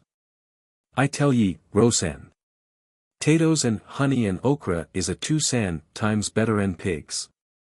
Ye don have ter feed 'em, and tend 'em, and watch 'em eatin' theirselves up. Dey jes grows for nothin'. Ef more folks growed tatoes and okra in dis country, times be better 'en dey is." Roseanne did not answer him, she seldom did. And now her attention was called to a horse and rider that had turned from the main road and were advancing up the narrow lane that led to Cuddy's house. Mounted visitors were not frequent at Cuddy's humble home, even on gubernatorial business. And when he and Roseanne saw that the horseman was no less a person than Constable Cranston, of North Kingston, they stared in open-mouthed amazement. No less astonished were they when the sheriff announced his errand, that he had come to arrest the governor for debt. Suit had been brought against him and judgment rendered, and his arrest was the next step. For CUDDYMONK, like many another philosopher and many another politician, was careless and even tricky in business matters, and had been accused by both black and white neighbors of never paying fair nothing if he could help it. That he should have been arrested for this special debt was to him most astonishing, and he denounced it as keen injustice. He thus protested to the sheriff. "Mass Cranston, you don't know what you're a-doin'. I don't owe Ol' Man Hazard nothin'. Yer see, it was jest like dis. I say ter him, I muse haber pig ter raise. He say ter me, take one obe mine, and he press me ter take it, case it's a runtlin', and he's afeard it'll die. And Roseanne, she knows how ter mother runtlins, so I takes ter pig. And I say, Ol' Man Hazard, I pay you $3 obe de money I get for ter pig. He say, all right, Cuddy. Now I don't neber get no money fair dat pig. I buy de corn ter feed der pig of Peleg Brown, and when I kill de pig and take him ter Peleg ter sell, he don come ter sare much as de corn he eat. I tink he shrink case I kill him in de discrease obe de moon. So I neber got nothin' fair de pig, so in course I don owe Ol' Man Hazard nothin'. I ain't got no money ter pay wid, anyway. I tell ye, Mass Cranston, times nebo be good in dis country till corn's a pistareen a bushel and pork a pistareen a pound. Den de poor man'll hab some chance. Mr. Cranston knew old Cuddy too well to allow him to proceed into the discussion of political economy, and he interrupted the governor, saying, with much gravity, that the law must take its course, nor could the execution of justice be delayed. That since Cuddy could not pay, he must come at once with him to jail. The negro rose cheerfully, saying, as he hobbled into the house. Wall, ef I muse go I muse, but de exertution ob justice'll hab to move mighty slow a talkin' ol' Cuddy ter jail. I got der rheumatis, so I can't hardly walk. I dat bad I tinks I muse be witchrid by ol' TUGGIE BANNOCK'S. Dat's why dat pig eat sare much corn case she conjured him. Times neb'll be good in dis country whiles day dawn, hang ol' witches like TUGGIE BANNOCK'S.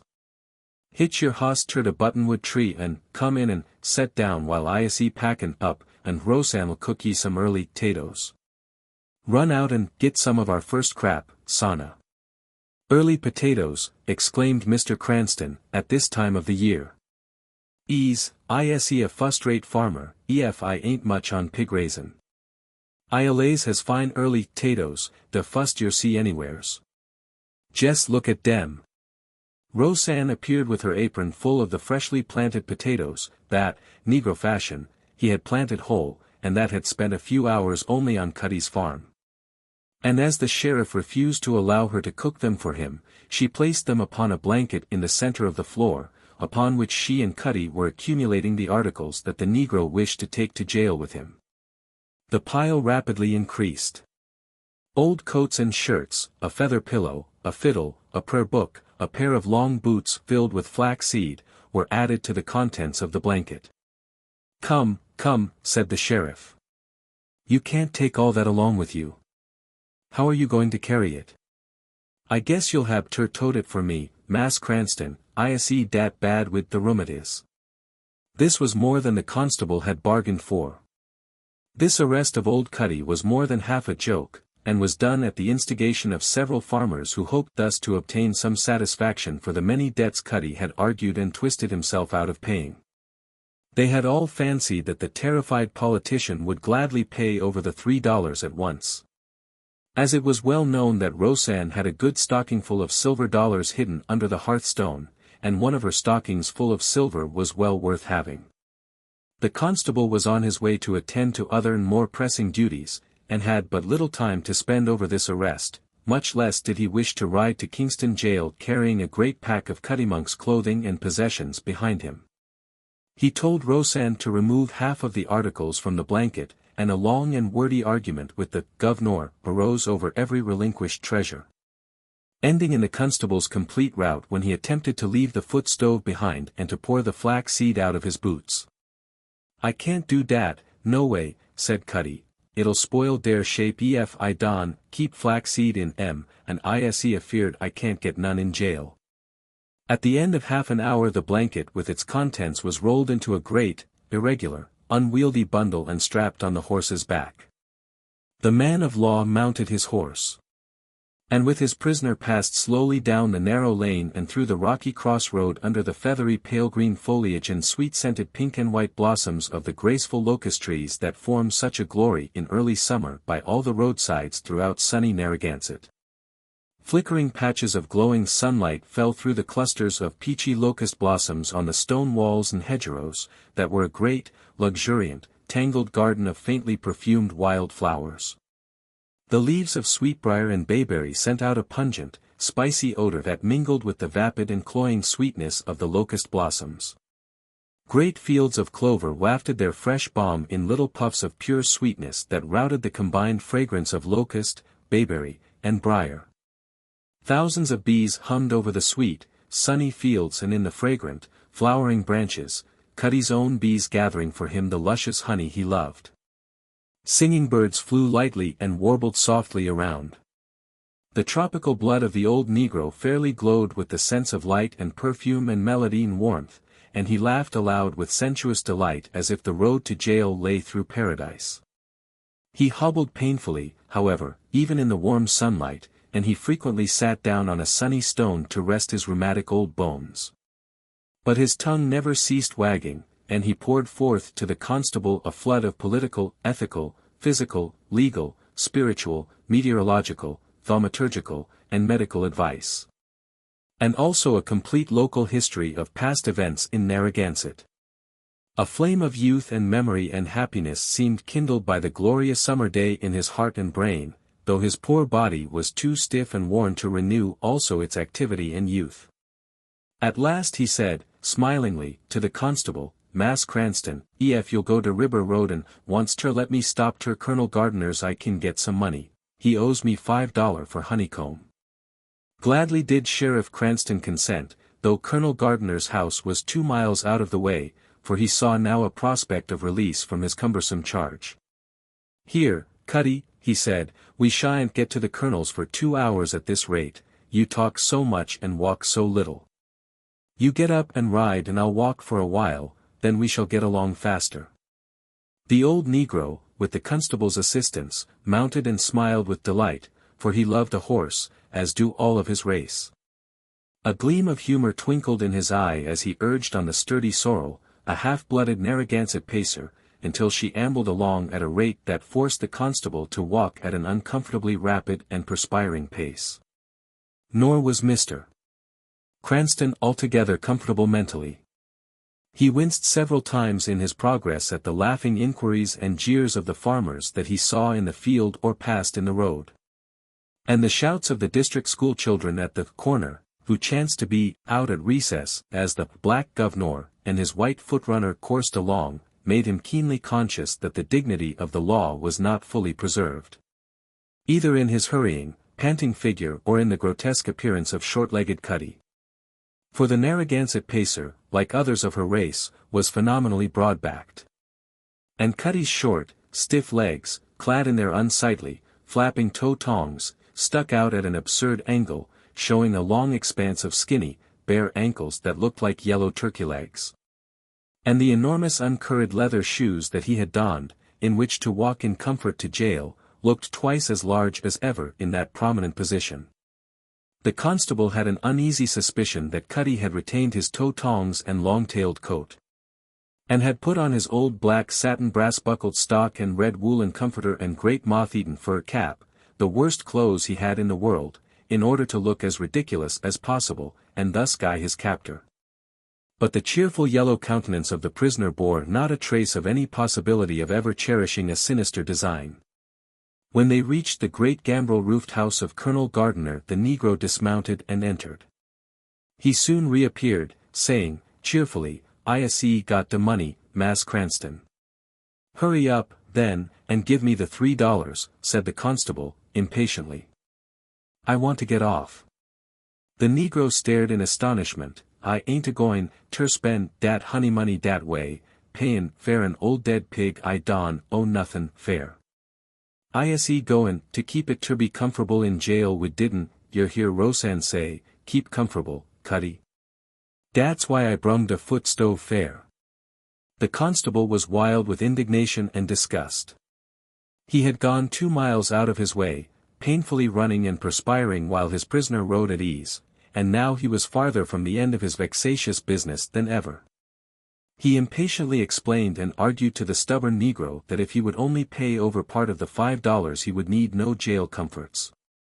Still the old man was persistent in his determination. He had started to go to jail, and to jail he would go. I ain't a-goin' against de course o' de law.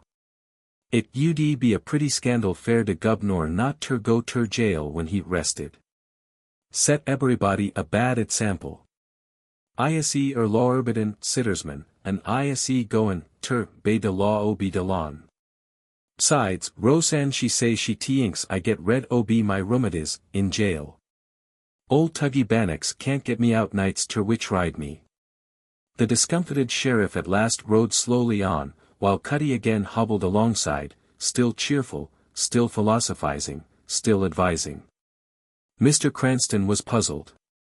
He could not abandon his prisoner, nor could he persuade or force him to pay the debt, still less could he hurry him, and the time to perform other and more important duties was close at hand.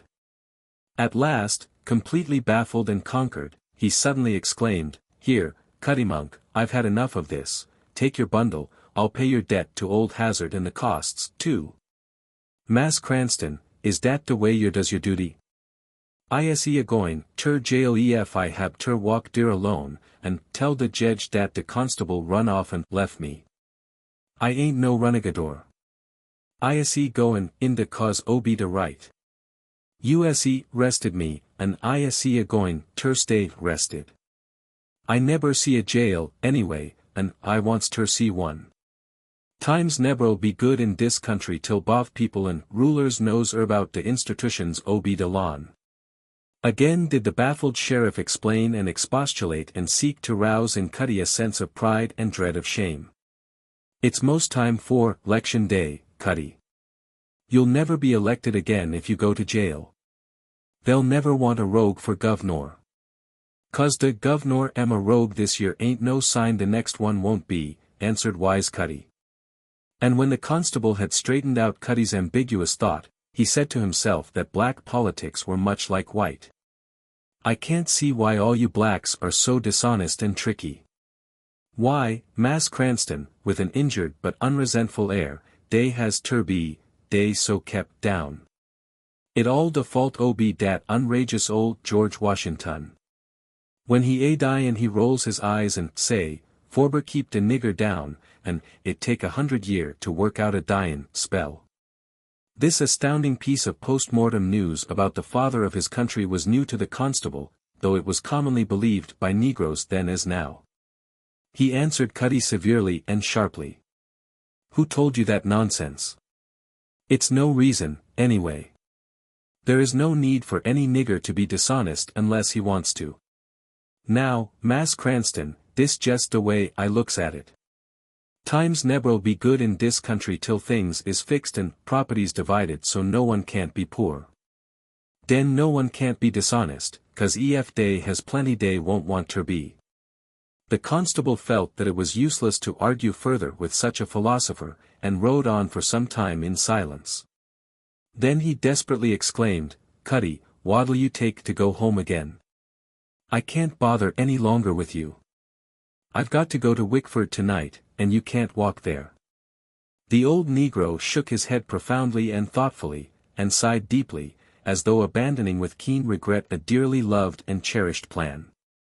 Then he said, solemnly, "No bribe'll ebier soil dis hand while it fills de office ob de guvnor's seat.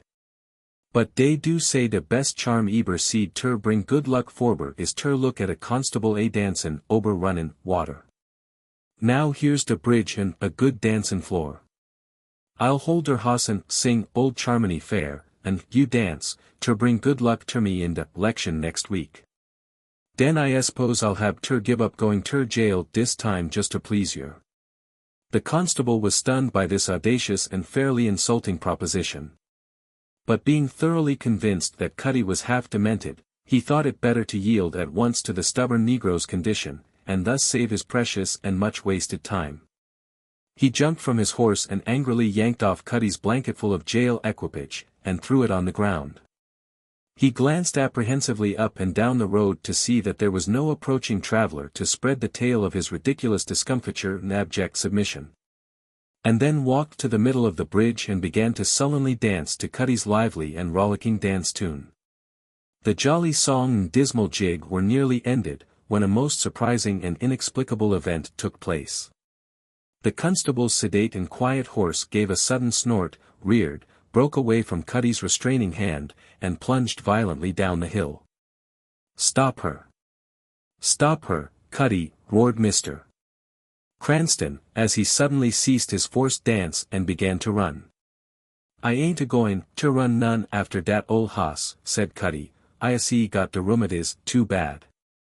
You jest see ef you can't run faster as you can dance.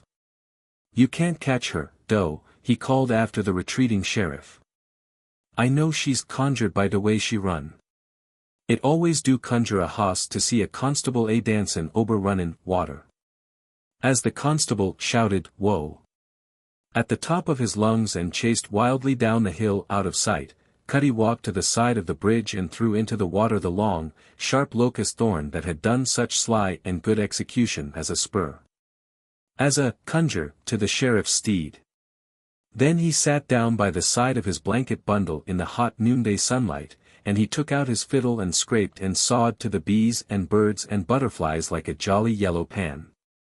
And he chuckled and laughed and whistled and sang, and once he jumped up and danced through Old Calmoney Fair with a brisk vigor that put to shame the unwilling and clumsy efforts of the constable, and made the toe tongs and the blue coat-tails snap and flap around his shriveled old yellow legs.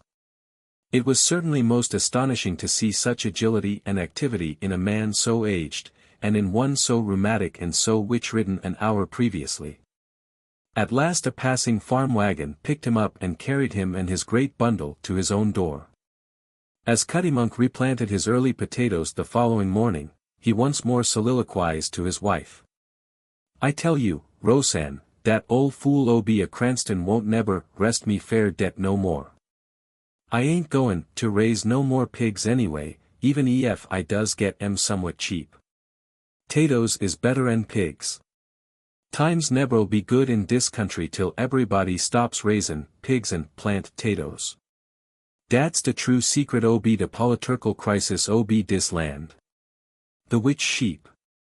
In the darkness of Christmas morning, in the year 1811, old Benny Nichols could not sleep.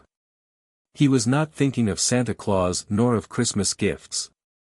He was watching for the first gray dawn which marked his regular rising hour, and he tossed and turned, wondering why he was so wakeful, until at last he rose in despair and lighted a candle to discover how long he had to wait ere daybreak. To his amazement he found the hands of the old clock pointing to the hour of 9, and as he stood shivering, candle in hand, staring at the apparently deceitful, bland face, the clock raised its voice and struck 9, loudly and brassily, as if to prove that its hands and face told the truth. Benny then walked quickly to the window, and saw that the apparent darkness and length of the night came from a great wall of snow which covered the entire window and which had nearly all fallen since the previous sunset. Keenly awake at once when he recognized the lateness of the hour, the old man wakened his wife Debbie, and bade her hurry up and get somethin' to eat. "It's 9 o'clock, and we've had the wust snowstorm ye ever see, and me layin' here in bed, and them new sheep walkin' into the sea and gittin' drowned dead." Benny was a weazen-faced, dried-up old man, who was the shepherd of a large Narragansett farm which lay between Pender Zeke's Corner and the bay. He knew well the danger that came to sheep in a heavy snowstorm. He had seen a great flock of 100 timid, shrinking creatures retreat and cower one behind the other to shelter themselves from the fierce beating of the wind and sleet, until, in spite of his efforts, all were edged into the sea and lost.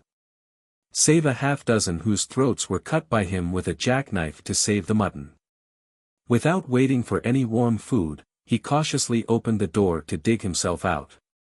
"Ye can't go out, Benny Nichols, in them shoes," said Debbie, firmly. "I told ye long ago they was half wore out. Here, put on your Sunday-long boots." This suggestion was a bitter one to prudent Benny, who expected to have those boots for Sunday wear for the next 10 years, just as he had for the past 10. And he knew well what a hard day's work he had before him, and how destructive it would prove to shoe leather. But Debbie was firm, and, seizing the great boots from the nail on which they hung, she poured out the flax seed with which they were always kept filled when they were not on Benny's feet. The old man pulled them on his shriveled legs with a groan at Debbie's extravagance, and then proceeded to dig out a path in the snow. Benny had not seen such a snowstorm since the great Hessian snowstorm in the winter of 1778, when so many Hessian soldiers perished of cold and exposure. When he reached the surface and could look around him, he saw with satisfaction that the snow and wind had blown during the previous night away from the water, hence his sheep would hardly be drowned. He quickly discovered a strange-shaped bank of snow by the side of one of the great hayricks, so common throughout Narragansett, and he shrewdly suspected that some of his sheep were underneath the great drift. When carefully searched with a rake's tail, this proved to be the case, and when he shoveled them out, all in the mound were alive and well. In a snowdrift, by the side of a high stone wall, he found the remainder of his flock, save one, a fine little ewe of the creeper breed, the rarest and most valued of all his stock. As sheep sheds at that time were unknown in Narragansett, the loss of sheep was great in the Christmas storm, and many cattle were frozen in the drifts. And one shepherd noted 2 weeks later that the hungry cattle he foddered never touched a full lock of hay that he had thrown on the top of a little hillock of snow near his rick. So he thrust at it with his hay tines, and in so doing he lifted off a great shell of snow crust, and there peered out of the whiteness the bronze, wrinkled face of the old squaw Betty Aaron, who was sitting bolt upright, frozen stiff and dead. Her chin resting on both hands, her elbows on her knees. Hence Benny was justly proud of his rescued flock, though he mourned the one sheep that was lost, and blamed himself for sleeping so late, saying, he wouldn't have minded spilin' his roast meat boots if he could have found the creeper. On the 14th day of January Benny Nichols chanced to see in the snow, by the side of a hayrick which stood a mile away from his home, a small hole about half an inch in diameter, which his practiced eye recognized at once as a breathing hole, and which indicated that some living thing had been snowed in and was lying underneath. He broke away the covering of icy crust, and to his amazement saw a poor creature of extraordinary appearance, which he at first hardly could believe was his own lost creeper sheep. She was alive, but alas! In such a sorry plight. The hungry sheep, in her 3-week struggle against starvation, had eaten off every fiber of her own long wool that she could reach, and she lay bare and trembling in the cold air, too weak to move, too feeble to bleat either in distress or welcome. Old Benny wrapped the half-dead creature in the corner of his cloak and carried her home to Debbie, who fairly shed tears at the sight of the poor naked skeleton of a sheep. Tenderly did the kind woman wrap the frozen ewe in an old flannel petticoat and feed her with warm milk, a few drops only at first, and then with much caution until the sheep was able to digest her ordinary food. In a week the creeper seemed as strong as ever, quickly gained the lost flesh, and could bleat both loud and long. And with returning health she grew active and mischievous, and was constantly thrusting her long black nose into the most unexpected and most unsuitable places, to the great distress of careful Debbie, who longed to put her out of doors. But the sheep's lost wool could not grow as quickly as did the fat on her ribs, and she could not be thrust out thus, naked and bare, in the winter air, so Debbie decided to make for the little creature a false fleece. For this purpose she took an old blue coat which had once been worn by her son, and cut off the sleeves until they were the right length to cover the ewe's forelegs. She then sewed at the waist of the coat 2 sleeves from an old red flannel shirt. These were to cover Nanny's hind legs.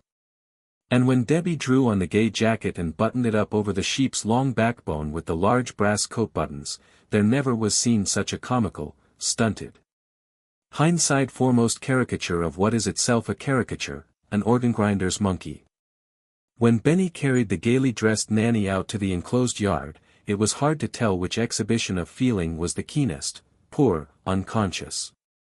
An absurd nanny's delight in her freedom and her eager desire to take her place with her old companions, or the consternation and terror of the entire flock at the strange wild beast which was thus turned loose among them. They ran from side to side, and crowded each other against the paling so unceasingly and so wildly, that Benny carried the unwilling ewe back to the kitchen. At nightfall, however, Benny again placed Nanny in the open field with the sheep, thinking that they would gradually, throughout the darkness, become used to the presence of her little harlequin jacket, and allow her to graze by their side in peace. That night 2 cronies of Benny's came from a neighboring farm to talk over that ever-interesting topic, the great snowstorm, and to buy some of his lambs. The 3 old men sat by the great fireplace in the old raftered kitchen in the pleasant glow from the blazing logs, each sipping with unction a mug of Benny's famous flip. While Debbie rubbed with tallow the sadly stiffened long boots that had been worn in the Christmas snow. Suddenly a loud wail of distress rang in their ears, the door was thrust violently open, and in stumbled the breathless form of the tall, gaunt old negress Tuggie Bannocks. She was a relic of old slavery times, who lived on a small farm near the old Gilbert Stewart mill, on Pettaquamscot River. They all knew her well. She had bought many a pound of wool from Benny to wash and card and spin into yarn, and she always helped Debbie in that yearly trial of patience and skill, her soap-making. The old Negro woman had double qualifications to make her of use in this latter work. Her long, strong arms could stir the soap untiringly for hours. And then she knew also how to work powerful charms, traditional relics of voodooism, to make the soap always turn out a success. Tuggie Bannocks sank upon the table by the fire, murmuring, "Tanks be to praise. Tanks be to praise," and closed her eyes in speechless exhaustion. Debbie took a half-crushed basket of eggs from the old woman's arm, drew off her red woolen mittens, and rubbed briskly her long cold claws of hands. Benny had a vague remembrance of the old-time emergency saying, "Feathers for fainters," and seized a turkey's wing that was in daily use as a hearth-brush, thrust it into the flames. And then held the scorching feathers under the old negress's nose until all in the room were coughing and choking with the stifling smoke. Spluttering and choking at the dense feather smoke, Tuggie gasped out, "I ain't dead yit, I specks I shall be soon, dough, 'case I seen de ole witch ridin', I is he most skeered to death," then in a fainter voice, "Give me a mug of dat flip." Startled, Benny quickly drew a great mug of home-brewed beer and gave it a liberal dash of Jamaica rum and sugar. Then seized from the fire the red-hot loggerhead, and thrust it seething into the liquid until the flip boiled and bubbled and acquired that burnt, bitter flavor that he knew Tuggie dearly loved. The old woman moaned and groaned as she lay on the tabletop, but watched the brewing of the flip with eager eye, and sat up with alacrity to drink it. With many a shuddering sigh and many a glance behind her at the kitchen door, and crossing her fingers to ward off evil spirits she began, "Ye know, Miss Nichols, I telled ye I was witchrid by ol' Mum Amy, and dis how I know I was. Ye see I was a-goin' to wook a charm on her first off, not to hurt her none, jest to bodder her a leetle, and I jest put my project on de fire one night, and it jest a-goin' to boil, and in come her ugly, old grinnin', black face at de door. And say she a-goin' to set wid me a spell." Mum Amy was a wrinkled half-breed Indian of fabulous age and crabbed temper, a squaw nurse, who was, of course, not half as black as Negro Tuggie. She walk ober to de chimbly to light her pipe and ask me what I a cookin', and I say I.se. a makin' glue, 'cause I.se. afeared she see de rabbit's foot in de pot, and I say it all done, and yank de pot offen de crane so she can't see into it. And be course when I take de project offen de fire afore it's wucked, it break de charm, and, wuss still, I can't nebber try no project on her no more. Ol' Mum Amy larf, and say, leerin' at me, dat pot ob glue won't nebber stick nothin' no more. And ebbier since dat night I been witch-rid. Mornin's when I wakes up I sees marks ob de bit in de corners ob my mouth, where Mum Amy been a-ridin' me all over Boston Neck and up de Ridge Hill till I so tired and stiff I can't hardly move. I.se. been pinched in de night and have my har pulled. And my butter won't come till I drops a red-hot horseshoe in de cream to drive her out. One day I just try her to see if she a witch, dough I know she one, 'cause I see her talkin' to a black cat. I drop a silver sixpence in her path, and just afore she get to it she turn and go back, just I know she would. No witch can't step over silver. And now, Benny Nichols, I know for sure she's a witch. I see her just now in the moonlight a chasin' and ridin' your sheep, and, shore's you're bound, you'll find some on stone dead in the mornin', all on Meb. Benny looked wretched enough at this statement. Dearly as he loved his sheep and ready as he was to face physical discomfort and danger in their behalf, he was too superstitious to dare to go out in the night to rescue them and brave the witch. How did she look, Tuggie? And what did she do? Whispered awestruck Debbie. Oh, she was monstrous fearsome to see. Witches don't never go in their own form when they goes to their Sabbaths. She was long and low like a snake. She run along the ground, just like a demented yeller painter, a boundin', and leapin', and springin', a chasin' dem poor sheeps, oh, how they run. With her old red and blue blanket tied tight around her, that's how I knowed her. And she had big sparklin' gold dollars on her back, wages be the deb bill, I expects. Sometimes she jump in the air and spread her wings and fly a while. Smoke and sparks come out in her mouth and nostrums. Big black horns stick out in her head. Lash her long black tail just like the deb bill hisself.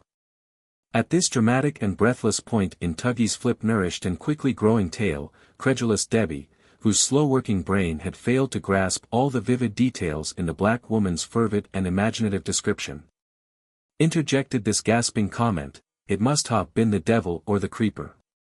Benny jumped from his chair and stamped his foot, and at once burst into a loud laugh of intense relief. And with cheerful bravado began to explain animatedly to his open-mouthed cronies that of course anyone could see that Tuggie's sheep-chasing witch was only the creeper sheep in her new fleece. And he offered swaggeringly to go out alone to the field to bring the ewe in to prove it. The old negress sprang to her feet, insulted and enraged at the jeering laughter and rallying jokes, and advanced threateningly toward him.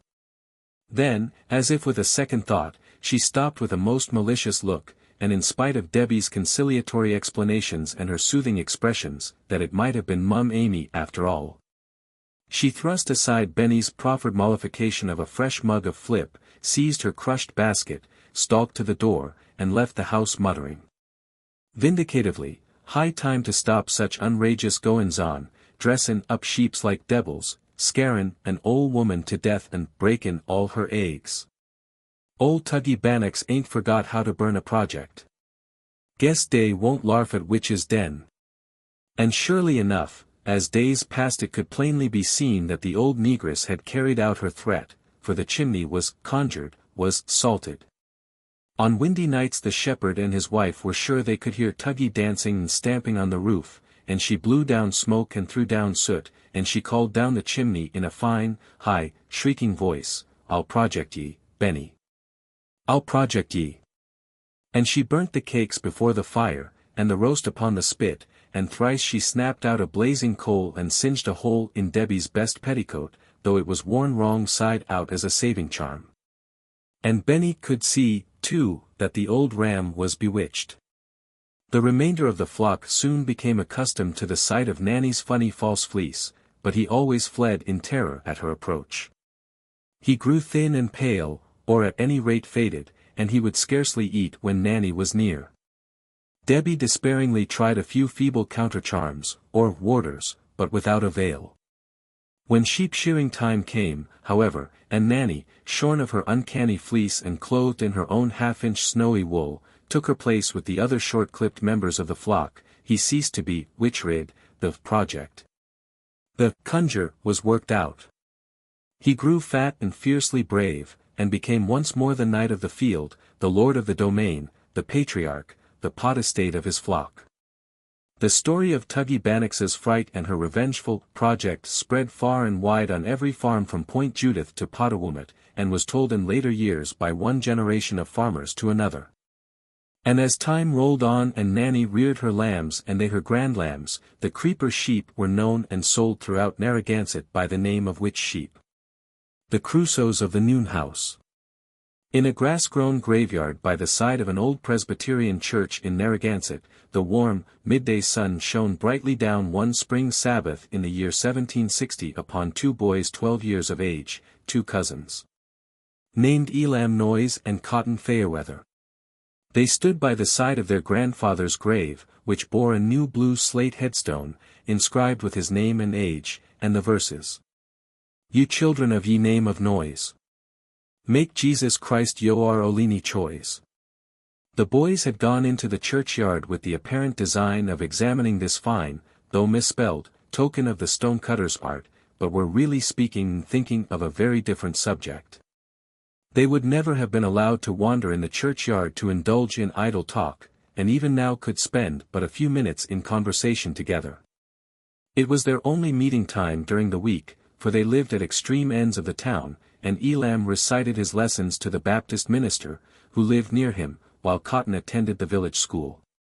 They were two well-built, healthy boys, both dressed in clumsy, homespun suits of clothes, with full knee breeches, long flapped coats and waistcoats, coarse yarn stockings and buckled shoes, and great gray beaver hats several sizes too large for them. Elam was as solemn and serious in his appearance as was his father, but in his brain was a current of keen romance rarely found in the head of any elderly colonist. As he left the churchyard with his cousin he said, with much impressiveness, "Remember, Cotton, if you are not here by candlelight I shall tarry no longer, but shall go home." For several Sundays, as the boys had walked among the graves, and while they had been busy with the care of their father's horses, Elam had occupied every moment in telling to Cotton all that he could remember of a wonderful story he had read in New Haven. 2 months previously he had ridden with his father to that town, and in the tap room of the Ordinary, at which they had put up, during their stay there had lain a pile of about 40 books, which a sea captain had left to be sold to any chance traveler, or to townspeople who might be inclined to purchase them. There were several copies of Tate and Brady's New Psalms, which some of the New England Puritans wished to use instead of the loved Old Bay Psalm Book, 2 or 3 Bibles, half a dozen volumes of sermons, a Dutch psalm book, which was not Dutch at all, but a collection of English songs and ballads, Milton's Paradise Lost, a few prayer books, and then there was a wonderful book which Elam did not have time to finish, though he had not wasted a moment. It thrilled and filled him with adventurous longings, and was called Robinson Crusoe. This was the first and only storybook he had ever seen, and as he retold the wonderful tale to Cotton, the desire to run away out into the great world, to cross the ocean and see some strange sights and lead a different life from that on a Narragansett farm, grew strong in both boys' breasts. At last Elam, having a fertile though unexercised imagination, developed a plan of action. They would leave home and meet at the old meeting house, where they would spend several weeks of idleness, roaming the woods by day and sleeping in the noon house by night, and when everyone in town was tired of searching for them, then they would make their way to the seashore without fear of capture, and get on board a ship and sail off somewhere. They could hide in the wood on the Sabbath days, and as the meeting house stood on a lonely road in a great wood on the top of a high hill, there would be but few passers-by on weekdays, and hence few chances of discovery. And now I must explain about the noon house, which was to be their sleeping place, for none of those queer old buildings now exist in New England.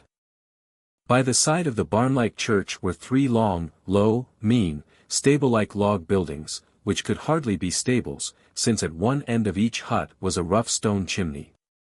These were noon houses, or Sabbath houses. One had been built by Elam and Cotton's grandfather, and was used by the families of his children. Until the early years of this century, only 2 or 3 meeting houses throughout New England contained stoves. All through the long, bleak, winter weeks, through fierce nor'westers and piercing frosts, the lonely churches stood, growing colder and colder, until when they were opened upon the Sabbath the chill and damp seemed almost unbearable. The women brought to church little iron foot-stoves filled with hot coals.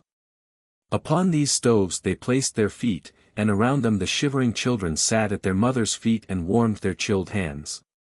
But by the time the long service was over, for often the minister preached 2 hours and prayed an hour, and some of the psalms took half an hour to sing, you can easily see that the warmth would all have died out of the little foot stove. And the mothers and children would be as cold as the fathers, which is saying a great deal. Now these half-frozen Baptists and Puritans and Episcopalians could hardly have remained to attend an afternoon service and live through it. So they built houses with chimneys and fireplaces near the church where they could go and make a fire and get warm and eat their lunch, and when they asked permission to put up such a building they said it was to keep their duds and horses in. And, surely enough, at one end of the noon house were usually several stalls for the horses, who doubtless also enjoyed the warmth that came from the fireplace at the end of the room. The duds were the saddles and pillions on which the church attendants had been seated on their ride to church, and the saddlebags which were full of good things to eat. Sometimes a few cooking utensils to warm the noonday food were kept in the noon house, and often hay for the horses and a great load of logs to burn in the fireplace, and sometimes a barrel of cider to drink at the nooning. Frequently a large noon house was built by several farmers in company, and I am afraid the children did not then enjoy their Sunday noontimes, for some old deacon or elder usually read a sermon to them between the morning and afternoon services. And they had to sit still and listen. So you see that Elam and Cotton had very comfortable quarters to sleep in when they ran away to the noon house on the Monday following the opening of my story. Each arrived about an hour before sunset, laden with all the food that he had been able to capture before leaving home. Cotton had a great piece of salt pork and a dozen eggs, some of which had had a rather disastrous journey in his coat pockets. Elam had a great crushed mass of doughnuts and brown bread. This was not all of their provisions for their sojourn, for on each successive Sunday for 5 weeks previously both boys had crowded their great pockets with russet apples and their saddlebags with cold corn bread and brown bread. And they had starved themselves at each nooning in order to save their food and thus provide for the coming day of need. And they had concealed their treasures in an empty corn bin at the horses' end of the house. Cotton felt sure that they had food enough to last them for 3 weeks, rather dry and conglomerate, to be sure, but still good enough for boys of healthy appetites and simple Puritan tastes. Elam also had brought a flint and tinder box with him, and with their aid and that of some light, candlewood, he soon had a blazing fire upon the hearth, the coals of which he carefully covered up to save till morning. And then the 2 Robinson Crusoes climbed upon the hay and fell asleep. The story of the first day spent by the runaways in their retreat would be the story of all the days, which were not as pleasure-filled as they had hoped. They had no hut to build, no goats to tame, no savages to fight and dread.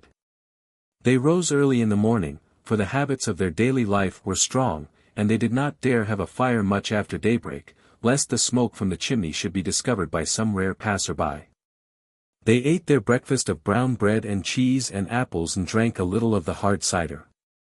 As the weather was fortunately warm, they lolled on the stones behind the noon house while Elam told over and over again the story of Robinson Crusoe and tales of the Indians that he had heard from his grandfather. They fished, with some success, in a little brook which ran through the woods, and one day they caught a rabbit in a trap which Cotton had set, and which he had learned how to make from old Shoacum, a praying Indian, who lived in the village. These trophies of their skill they of course skinned and cleaned and cooked, and though they were hungry, for they were hungry all the time, the unsalted fish and game did not seem very appetizing to them. They found a treasure one day in the woods, a store of nuts which had been forgotten or neglected or reserved until spring by some kindly squirrels, and with a few cakes of toothsome maple sugar they had some variety of diet. But alas, they also had healthy young appetites, and on Saturday night Cotton awakened to a fact whose approach had been plainly looming up before Elam for some time, that their 3-week supply of food was all gone. A half-decayed apple was their sole supper. A drink of the sour cider seemed only to make their hunger harder to bear, but at last they fell asleep. Perhaps the pangs of his gnawing stomach made Elam sleep more lightly than on previous nights, perhaps the equally keen pangs of his awakened conscience may have made him restless. But at midnight he suddenly sprang to his feet with an exclamation of horror at a sound which he recognized at once as the howl of a wolf. He jumped to the fire, wakening Cotton, who tumbled out of his nest of hay with a bewildered and wretched expression and an impatient cry of, "Oh, why did you wake me up when I am so hungry? Pray let me sleep if you do or not," when nearer and louder still rose the mournful howl of the wolf. With trembling hand Cotton heaped the light wood on the blaze which Elam had started with the old leather bellows, and then threw log after log on the hearth until the blaze roared up the chimney. Of course, the wolves, for they could hear more than one, could not get into the noon house, as window and shutter were fast, but the boys were so wretched with hunger, so homesick, so lonesome, that they hardly stopped to reason, and, trembling with fear, Cotton seized an iron loggerhead, which his father kept in the noon house, and thrust it into the coals to heat to a red-hot pitch, when it could be used as a weapon. A loggerhead was a bar of iron which was used as a stirring stick in making flip. Deacon Fairweather always brought to church each winter Sunday in his saddlebags 3 or 4 bottles of home-brewed beer and a bottle of Jamaica rum, from which, with the aid of the loggerhead, he made a famous jug of flip for the minister and deacons at the nooning. And now the peaceful loggerhead was the only weapon the 2 wretched boys possessed, and, indeed, all they needed, for in a short time the howls of the wolves grew fainter and fainter and at last were no longer heard. All thought or power of sleep had, however, vanished from the brains of the terrified young CRUSOES at this experience of the pleasures of adventure. All wish for final escape to the seashore had also disappeared, and now their only longing was to return home. All the remaining hours of the night they sat by the fire, while Elam, romantic in spite of hunger, fright, and disappointment, made known his plans for the following day. Toward morning they let the fire die down and expire, and when the sun was fully risen they left their sheltering noon house and hid in the woods not far from the meeting house, trembling, however, at every sound as they thought of their dread night visitors. As 9 o'clock drew near there approached the church on every side, on foot and on horseback, the members of the congregation. All knew of the mysterious disappearance of Cotton and Elam, for the country had been widely and quickly scoured for them. Among the worshippers came Deacon and Mistress Fairweather and Goodman Noyes and his wife, for all felt it a godly duty, even in time of deep affliction, not to neglect the public worship of God on the Sabbath. Despairingly did the sad parents hope to hear some news of their lost boys, who had apparently vanished from the face of the earth, for neither in farmhouse nor in field, neither on the road nor at the toll gate, neither by traveler nor by hunter, had they been seen. The very simplicity of their plan had been its safety. 40 years previously the whisper of kidnapping by the Indians would have added terror to the parents' grief, but those days were happily over. After sad greetings had been exchanged and the minister had entered the pulpit, the congregation seated itself for its usual Sunday morning service. The opening half-hour prayer was ended. The church attendants had let down their slamming pew seats, for the seats in those old New England meeting houses always turned up on hinges to allow the pew occupants to lean against the walls of the pew during the long prayer. The minister had read with trembling voice a note which had been sent to him, desiring the prayers of the congregation for 2 families in great inconveniency and distress, when a door on the leeward side of the church slowly opened and 2 pale, disheveled, and most wretched-looking youngsters crept slowly and shamefacedly in. The habit of constant self-repression and self-control, characteristic of the times, was all-powerful, even in this intense moment of crisis for the families of Fairweather and Noyes. The deacon flushed scarlet, but did not move from his raised seat in front of the congregation. A faint murmur swept over the entire assembly at the appearance of Cotton and Elam, but was at once repressed. The boys walked calmly on to their accustomed seats on the gallery stairs, under the supervision of the tithingman. That zealous officer rapped sharply on the head with his long staff 2 or 3 of the occupants of one of the boys' pews, who had turned around and stared, and whispered noisily at the appearance of the runaways. The old minister, being slightly deaf, had heard no ripple of commotion, and, not having glanced at the late comers, proceeded to offer a pathetic prayer for the lost ones, whom God held in the hollow of his hand. A prayer that brought to Elam and Cotton a realizing sense of their selfishness and wickedness, and which worked a lesson that influenced them through life. The parson then gave out his text, he will have charge over thee concerning thee, and worked his way on in his accustomed and somewhat monotonous fashion, though with many allusions to the two wanderers. Until at 14thly came the long-deferred end.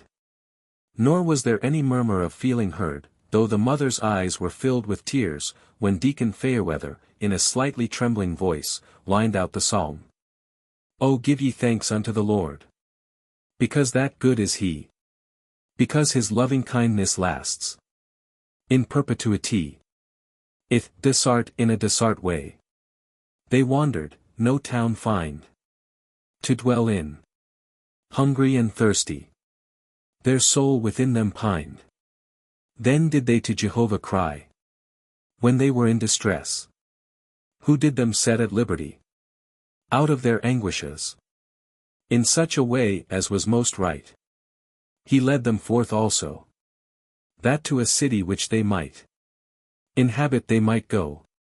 I wish I could say that the boys' parents, being so glad to get the wanderers home, permitted them to go unpunished, but alas. Early New Englanders believed firmly that foolishness is bound up in the heart of a child, and never spared the rod. And, as slothfulness and disobedience to parents were specially abominated, such high-handed rebellion as this of Elam and Cotton could hardly be allowed to pass by without being made a public example. Then, too, unfortunately for the boys, the warmth of joy at recovering the lost ones had time through the 2 hours of sermon to cool down and change into indignation. So at the close of the service Deacon Fairweather, after rather coldly greeting his son and nephew, asked the advice of the minister upon so important a subject, who gave as his opinion that the gravity of the offense, the necessity of the lesson to other youths in the congregation, and the conveniency of circumstances seemed to point out plainly, and was furthermore upheld by Scripture, that public chastisement should be given upon the spot. And that Elder Rogers was best fitted, both by age, dignity, and strength, to administer both rebuke and punishment. And with promptness and dispatch and thoroughness the decree was carried out. Both boys were whipped with birchen rods, while standing upon the horse-block before the church. But though the colonial fathers were stern and righteously disciplinarian, the colonial mothers were loving and tender, as are mothers everywhere and in all times. And Mistress Fairweather and Mistress Noyes each bore off her weeping boy to the noon house and filled his empty stomach well with doughnuts and pork and peas and pumpkin bread, until, with comfort and plenty within, external woes and past terrors were forgotten. The doctor's PIE plates. Many of my cherished china treasures, having no historical association and being of comparatively coarse ware, would be of little value on the shelves of a collector, and also of little interest to the general observer. But they are endeared to me by the remembrance of the circumstances under which they were found, or by some story connected with their past owner or their past history. I have a set of dark blue Staffordshire plates, known as the doctor's pie plates, which are resplendent with an interest that does not come from their glorious color, rich as it is, nor from the wit of the humorous scenes they represent. The plates, named, respectively, Dr. Syntax's Noble Hunting Party, Dr. Syntax Upsets the Beehives, Dr. Syntax Painting the Portrait of His Landlady, Dr. Syntax Taking Possession of His Rectory, and Dr. Syntax Stargazing, are printed from a set of pictures drawn by Thomas Rowlandson, one of the most celebrated designers of humorous and amusing subjects of his day. They were drawn and engraved to illustrate a book published by William Coombe, in 1812, called Dr. Syntax's Tour in Search of the Picturesque. A second tour, In Search of Consolation, appeared in 1820. This was also illustrated by Rowlandson. A third tour, In Search of a Wife, was printed the following year. These books had an immense and deserving popularity. Not only did these blue Staffordshire plates appear, copying the amusing designs from the Dr. Syntax illustrations, but a whole set of Derby figures were modeled, Dr. Syntax walking, in a green room, at York, at the bookseller's, going to bed, tied to a tree, scolding the landlady, playing the violin, attacked by a bull, mounted on horseback, crossing the lake, landing at Calais, etc. And also were sold in large numbers. The doctor's pie plates did not, however, received their name on account of the presence of the laughable figure of Dr. Syntax in their design, but from a far different and more serious and deeply felt reason. They were once used as pie plates. Or, rather, I should say more exactly and truthfully, were used once as pie plates, and the story of that solitary pie episode in their history, with the succeeding results of their one period of use in that capacity, will explain their fresh, unused condition, and show why I prize them so highly, and reveal also the reason why I call them the doctor's pie plates. The name has a deep significance. The pie plates are captured trophies of past war, sad emblems of hopeless rebellion, never-fading ceramic proofs and emblems of the selfishness, the tyranny of man. In the latter part of the 18th century, an American gentleman married in England an English lady of some wealth. They brought to America with them in a sailing vessel, as part of the bride's wedding outfit, a gaily painted, richly mounted traveling coach. In this great coach they rode in grand style with 4 post horses from Boston to Albany, New York, and Philadelphia, and back to the little town in Narragansett, which was ever after their home. In due time they died, and left to their only son, a physician, all their worldly goods, including the old coach, and the far less desirable inheritance of a high and stubborn temper, and a firm and deep-seated veneration for English customs, manners, traditions, and productions, which would be worthy an Anglomaniac of the present day. He, however, made one unfortunate and incomprehensible deviation from his Anglo-worship when he married an American wife. As years went on, the doctor grew more and more overbearing and dictatorial, especially in his household, as some English husbands are also said to be. And in the matter of food and of cooking, those unfortunate hobbies of an ill-tempered man, he took, perhaps, the most violent stand. Never did any other wife have to hear so often the words, "As my mother used to cook it," and "They don't do it so in England," or have to listen so frequently to acrimonious expressions of dislike of American cooks and cooking.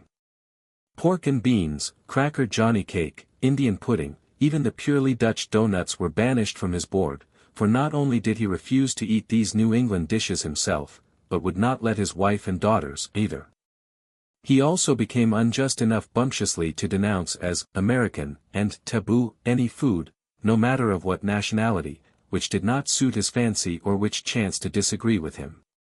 On an unlucky day, having eaten too greedily of mince pie, for he had a fine English appetite, he passed his universal banishing dictum on that darling of New England hearts and stomachs, the pie. From thenceforth on feast days only English plum pudding was served for dessert.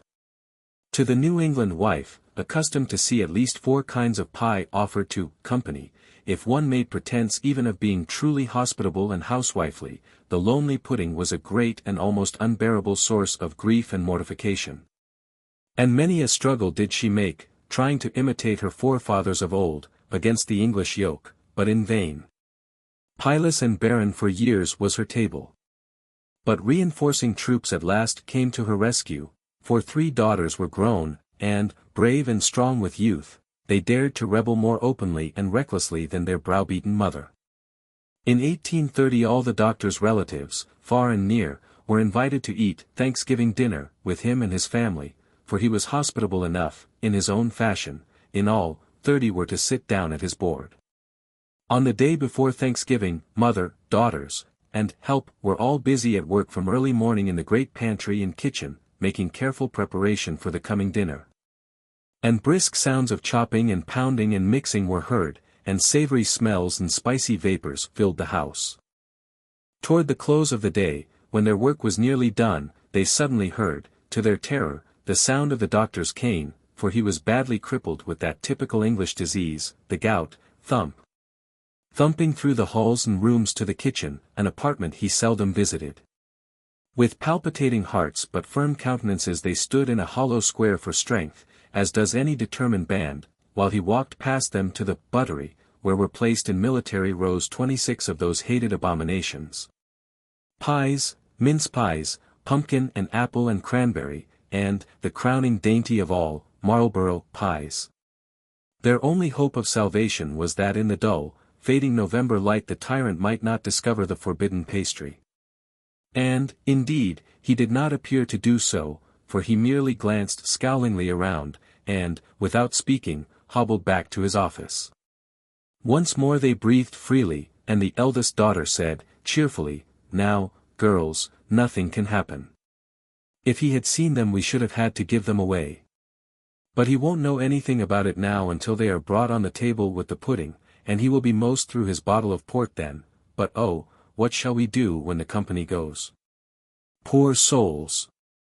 They slept for one night the happy, unconscious sleep of the victorious, the hospitable, and awoke on Thanksgiving morn to find every pie vanished from the pantry shelf. Every pie. Yes, and every pie plate, too. 26 of the New English blue and white stoneware plates. At first they really believed, in their simplicity, that a thief must have entered from outside and stolen them, but why should the marauder take pies, and no other food? Then, too, there was not a footprint on the light snow which had fallen early in the evening. No, the doctor must have stolen his wife's pies. But where could he have hidden the pie plates? For weeks, yes, for years, they searched in every nook and corner, through the hay in the barns, behind the logs of wood in the sheds, in old barrels and boxes in the cellar, in closets, in trunks, under the eaves in the attic. And they even peered out on the roof behind the peaks of the gable windows, but no pie plates could they find. The grim old doctor kept his silence, until his daughters grew at last to think that some thief must have entered in spite of apparent impossibility. 36 years later, in 1866, the aged doctor died, and went, doubtless, to an English paradise. His browbeaten wife had given up the struggle many years before. The daughters, now elderly women, with a long-concealed but unsubdued hatred born of years of tyrannical browbeating and oppression, at once made a triumphal holocaust of many of the cherished treasures of the British tyrant. And the first victim doomed to destruction was the old English coach in which their English grandmother had ridden in state through the country. This broken down, moth-eaten, rat-nibbled, cobweb and dirt-filled relic had stood unused for 50 years, an abominable nuisance, an inconvenient obstruction, a hated eyesore, in the carriage house connected with their dwelling. The doctor had cherished it on account of its English birthplace, but now its fate was sealed. As the first heavy blow of the destroying iconoclastic axe struck the hated coach, a loud rattle as of falling crockery was heard, and the executioner paused. A careful investigation discovered an unknown compartment under the driver's seat which had been constructed for the purpose of hiding dispatch boxes and, perhaps, the bride's jewel cases, and in this hiding place were 26 dirt-covered, dark blue Staffordshire plates. A sudden light of comprehension and recognition came into the faces of the sisters. Here were the long-lost pie plates.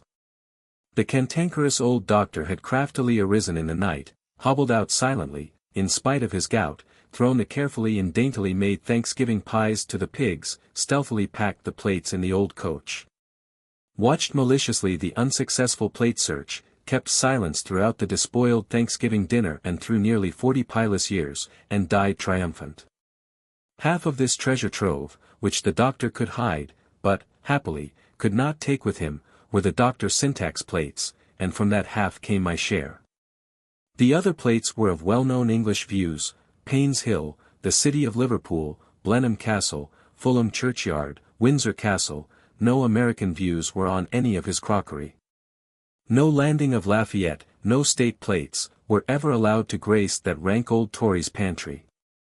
Thus, one noble result came from this ugly trick: the hidden pie plates were all saved unscratched, unbroken, for the doctor's kinsfolk today, who, in gratitude for his unintentional posthumous favor, suitably reward him by telling the story of his spiteful midnight theft whenever we show the plates. And, moreover, we wantonly and openly insulted and jeered at his memory and his gastronomic laws by formally and derisively naming the dark blue salvage from the coach the doctor's pie plates. My DELFT apothecary jars. The circumstances under which I first saw my old DELFT apothecary jars were so painful, so mortifying, that for a long time I could not bear even to think of them. But now, as years have passed and softened the sharp lines, I will write account of that unique adventure. We were one day, as was our wont, hunting in Old Narragansett for ancient china and colonial furniture, but even on that historic and early settled ground had met with scant success. At last, on an out-of-the-way road, was found a clue.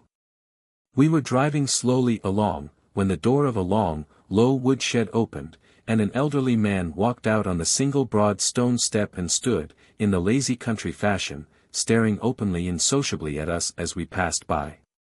He had in one hand a piece of dark wood which he was slowly rubbing with sandpaper. We had driven past his door when my companion suddenly exclaimed, "That man had a clawfoot." "A clawfoot?"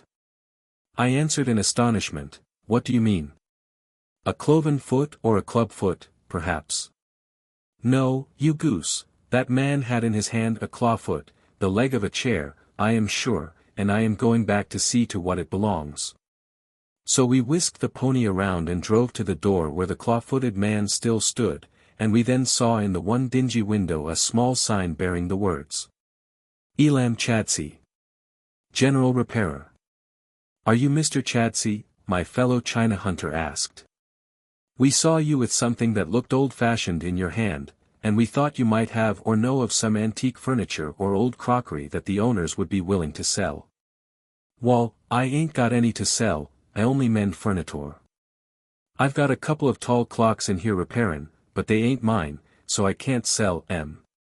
And oh, I don't know of none, except, what furniture do you want?"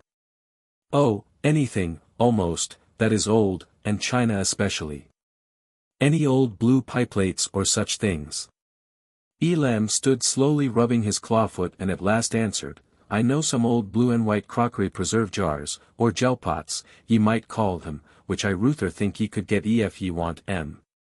Ye see, Abel Hartshorn, he's a widower and he's a-goin' ter marry a schoolmarm up ter Collation Corners, and she's got awful highty-tighty notions, and he's a-goin' ter sell the farm. And she come down ter see what things she wanted saved out of the house fur her. And Abel's fust wife she had all these old blue and white pots with letters on 'em, and some had long spouts, and she always kep' her preserves and jelly and sweet pickles in 'em, and mighty handy they was too. And when this woman see 'em she was real pleased with 'em, but her brother was along with her, and he's a clerk in a drugstore, and he bust out a larfin, and says he, them letters on them gel pots mean senna, and jalap, and calomel, and sweet syrup of buckthorn, and lixipro, and lixalutis, and all sorts of bad-tastin' medicines. And then she fired right up, and says she, I won't have any of my preserves kep' in them horrid-tastin' old medicine bottles, so I guess Abel would be glad enough ter sell 'em for most anything. We suspected at once that these gel pots, with blue lettering of the names of drugs, were DELFT apothecary jars, and that the ones with spouts were the old jars, so rarely seen, that are identical in shape with the syrup pots of Dutch museums. When the Dutch used these jars a century or more ago, they covered the open top with tightly tied oilskin and poured the contents from the spout, which at other times was kept carefully corked. By what strange, roundabout journey had these DELFT jars strayed to that New England farm? We asked eagerly where we could see the despised gel pots. Abel's house is about 2 mile from here by the road. I tell ye what ye can do. Ye may as well see 'em now's ever. I'll walk cross lots and you drive there. Go on down the road a piece and turn the fust road ter the right. 'Tain't much of a road, it's kind of a lane. Go on to the fust house ye come to. I'd better come, 'cause Meb Abel wouldn't let ye see 'em ef ye went alone.' We left him and drove on and down through the narrow, grass-grown lane. When we reached the old gray farmhouse we found it deserted and still, so we sat down on the stone doorstep and waited for Elam Chadsey, and soon he climbed over the stone wall before us. Ain't Abel at home? All the better. We'll go in and see the preserve jars, and then he won't know any city folks want 'em and won't put the price up on ye.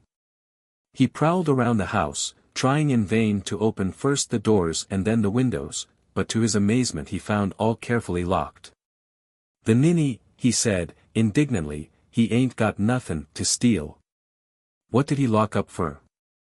I never heard of such a thing, lockin' up in the daytime, it makes me mad. The dresser stands right in that room and them jars is on top of it. If ye could only see in that window ye could look right at it, then ye'd know whether ye wanted 'em or not. Isn't there anything I could climb up on, doubtfully I asked. He searched in the woodshed for a ladder, but with no success. At last he called out, I guess if you two'll help me a little we can pull this around for ye to stand on. This was a hen coop or hen house, evidently in present use as a hen habitation. Its sides were about 4 feet high, and from them ran up a pointed roof, the highest peak of which was about 5 feet and a half from the ground. There, he exclaimed, triumphantly, as he pushed it under the window, if ye can get up and stand on that ye can see in. Then, vindicatively, we'll leave it here fur able to drag back himself, to pay him fur bein' such a gump as to lock his doors. I guess it'll hold ye, if ye are pretty hefty. I may as well state the annoying fact that to be pretty hefty is a great drawback in searches after antiques. You cannot climb up narrow, steep ladders and through square holes into treasure-holding attic lofts, as may a slender antique hunter. You must remain patiently below and let her shout down, telling and describing what is above. It is such a trial to an explorer to have to explore by proxy, especially when you know you could discover more than anyone else could. I determined that heft should be no obstacle to me in this case, though the henhouse did look rather steep and high, and I bravely started to climb. I placed one knee, then the other, and then my feet upon the ledge at the edge of the roof, while ELAM CHADSEY pushed. He weighed about 100 pounds, and was thin, wizened, and wrinkled to the last New England degree. He braced his feet firmly in the ground, set his teeth, and pushed with might and main. Alone I scaled the second height. I had barely set my feet firmly on the peak of the roof, had shaded my eyes from the sunlight with one hand, while I clung to the window frame with the other, had caught one glimpse of a row of blue and white apothecary jars, when, crack, smash, went the frail roof under my feet, and down I went, down into the henhouse. In spite of my distress of mind and my discomfort of body, one impression overwhelmed all others, the anguish and consternation of ELAM CHADSEY. He darted from side to side, exactly like a distracted hen, he literally groaned aloud. Darn that gump of an Abel Hartshorn. He's the biggest fool in Rhode Island, lockin' up his house jest 'cause he's goin' away, and gettin' us in this fix. Wait, miss, keep still, and I'll see if I can find an axe to chop ye out. Wait. Keep still, indeed I would, I couldn't do otherwise. Off he ran to the woodshed, and soon came back madder than ever, he fairly sizzled. Oh, the ninny. The big donkey. His axe is in the house. What do you suppose he locked it up for? He's a reg'lar woodchuck. I'll tell him what I think on him. Ye ain't hurted much, be ye, miss? Oh, no, I answered, calmly, I'm all right as long as I keep still. But if I try to move there are several big and very sharp splinters that stick into me, and nails, too, I think, rusty nails, without doubt, which will probably give me the lockjaw. Oh, Mr. Chadsey, do you suppose there are many eggs in this house? Not many whole ones, I'll bet. Oh, no, very scornfully, I suppose Abel took 'em into the house to lock 'em up, the ninny. He's the biggest ninny I ever see. Do ye think, miss, if we could manage to tip the henhouse over, that we could drag you out?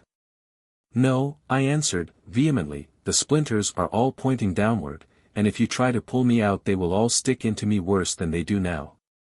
I have got to be chopped out of this trap, and you must go home, or somewhere, or anywhere, and get an axe to do it. Take our horse, and drive there, and do be careful when you go around the corners, or the cart will upset, and do hurry. You must both go, our pony is so queer and tricky, and Mr. Chadsey might have trouble with him. Now, don't object, nothing can happen to me in my fortress. So, rather unwillingly, they drove off, ELAM CHADSEY muttering to himself, that Abel Hartshorn's the biggest ninny in Rhode Island. I was alone in my henhouse. I was not at all uncomfortable, while I kept still, though I was cabined, cribbed, confined. The true China hunting madness filled my brain as I thought of the row of fine blue and white apothecary jars which would soon be mine, and other thoughts were crowded out. The calm and quiet of the beautiful day also soothed and cheered me in spite of myself. The wind sighed musically through the great ancient pine tree that stood near the house. Flickering rays of glowing sunlight shone down on my head through the feathery foliage of the locust trees that filled the dooryard. A great field of blossoming buckwheat wafted fresh balm in little puffs of pure perfume. Bees hummed and buzzed around me, and a meadowlark sung somewhere near, sung and sung as if summer were eternal.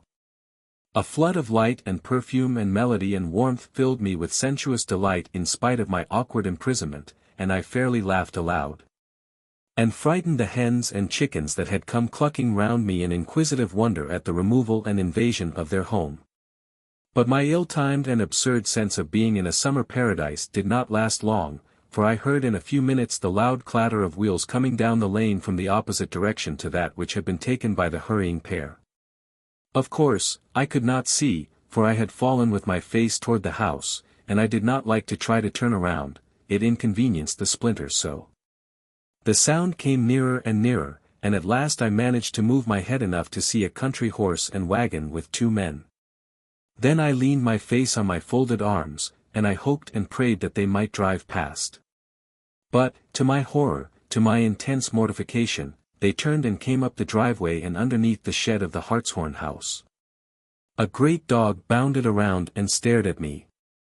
I heard around the corner the murmuring sounds of suppressed laughter and eager questioning, of which one sentence only came distinctly to my ears, "Queer sort of hens you keep, Hartshorn," and then the 2 men came round the house. I hardly know what I said, I think it was this: "If you are Mr. Hartshorn, I must beg your pardon for my sudden, impertinent, and most unexpected intrusion on the privacy of your hen-house." Here we all 3 burst out laughing. "And I must ask if you will please get your axe and chop up your own hen-house in order to get me out. Never speak to me again of Yankee inquisitiveness." Without asking one question, Hartshorn ran into the house, brought out his hidden axe, and while the boards were firmly held by the other man, who, alas, was young and well-dressed, and who proved to be the city purchaser of the farm, Abel carefully chopped and split. I heroically bore this undignified ordeal in silence, until at last I was released. "Come into the house," said Abel, with wonderful hospitality to so impertinent an intruder. "Ye must be a leetle tired of standin', come in and sit down. Ye ain't hurt much, air ye?" "Oh, no," I answered, "only some deep scratches. But let me explain to you," and I did explain with much self-abasement how I came to be fixed in my absurd position. In the meantime the distracted pair had obtained the axe and were on their way back to the scene of disaster. As soon as they were within a full view of the house my companion China hunter burst forth, "Why, she is gone. Where can she be? Do you suppose she has fainted and sunk into the hen-house?" "No, I can see, it is empty, she has got out of it somehow." Then she jumped out of the cart, ran up the path and through the open door, and found me sitting calmly talking with the well-dressed young man. From the kitchen we soon heard sounds of violent and vituperative altercation. "Abel Hartshorn, you're the biggest fool I ever see. What did ye lock your house up in the daytime for? To keep out jest such pryin' haddocks as you and them be. Ye ain't got nothin' in it, anyway. Then what did you and her want to peekin' fur? Such a rotten old henhouse I never see. 'Tain't made as a platform fur to hold a woman of her size. She don't weigh much. She do, too. Ye ain't no judge of heft, ELAM, ye don't weigh enough yourself. What did you lock up your axe for? If I'd knowed you'd want it so bad, I'd politely left it out for ye. Wall, I never heard of sech a thing as lockin' up a house in the daytime, and your axe, too, how could ye be such a fool? Say, Abel, she looked funny though, didn't she? All's well that ends well." Abel, having sold the farm, was glad to sell the roofless henhouse for $2, and he eagerly gave me the drug pots. The former antique was never claimed, and the blue and white jars proved for many months too painful and too hateful a reminder to have in sight. Now they stand on table and shelf, pretty posy holders, but severe and unceasing monitors. Their clear blue letters, suck, E, spin, C, and U, Alfie, and C, Rosar, R, etc., speak not to me of drugs and syrups, of lohawks and electuaries. They are abbreviations of various biblical proverbs such as, every fool will be meddling, he taketh the wise in their own craftiness, boast not thyself of tomorrow, for thou knowest not what a day may bring forth. Let him that thinketh he standeth take heed lest he fall, etc. And the little ill-drawn blue cherubs that further decorate the drug pot seem always to wink and to smirk maliciously at me, and to hold their fat sides as though they were thinking of the first time they peeped at me and jeered at me out of the window of the grey old farmhouse as I stood entrapped in my meddlesome folly in the sunlight under the beautiful locust trees in Old Narragansett. I cannot tell a romantic story of a further acquaintance with the good-looking young man. I never saw him again, and I am sure I never want to. Still, I know, too well I know, that he often thinks of me. On that susceptible masculine heart I made an impression at first sight. When he welcomes visitors to his country home I know he often speaks of his first glimpse of the house, and of me. 'Tis pleasant to feel my memory will ever bring to one face a cheerful smile, and furnish a never-failing, good story, nay, to three, for I know that Elam CHADSEY and Abel Hartshorn both keep my memory green. That to them my mishap was, argument for a week, laughter for a month, and a good jest forever. The Dancing Turkey. In the States Papers office in London is a proper ballad, entitled A Summons to New England, which was written about 1680. It alluringly recites natural conditions in the colonies. One verse runs thus. Their flights of foals do cloud the light. Of tickies 60 pound in weight. As big as ostriches.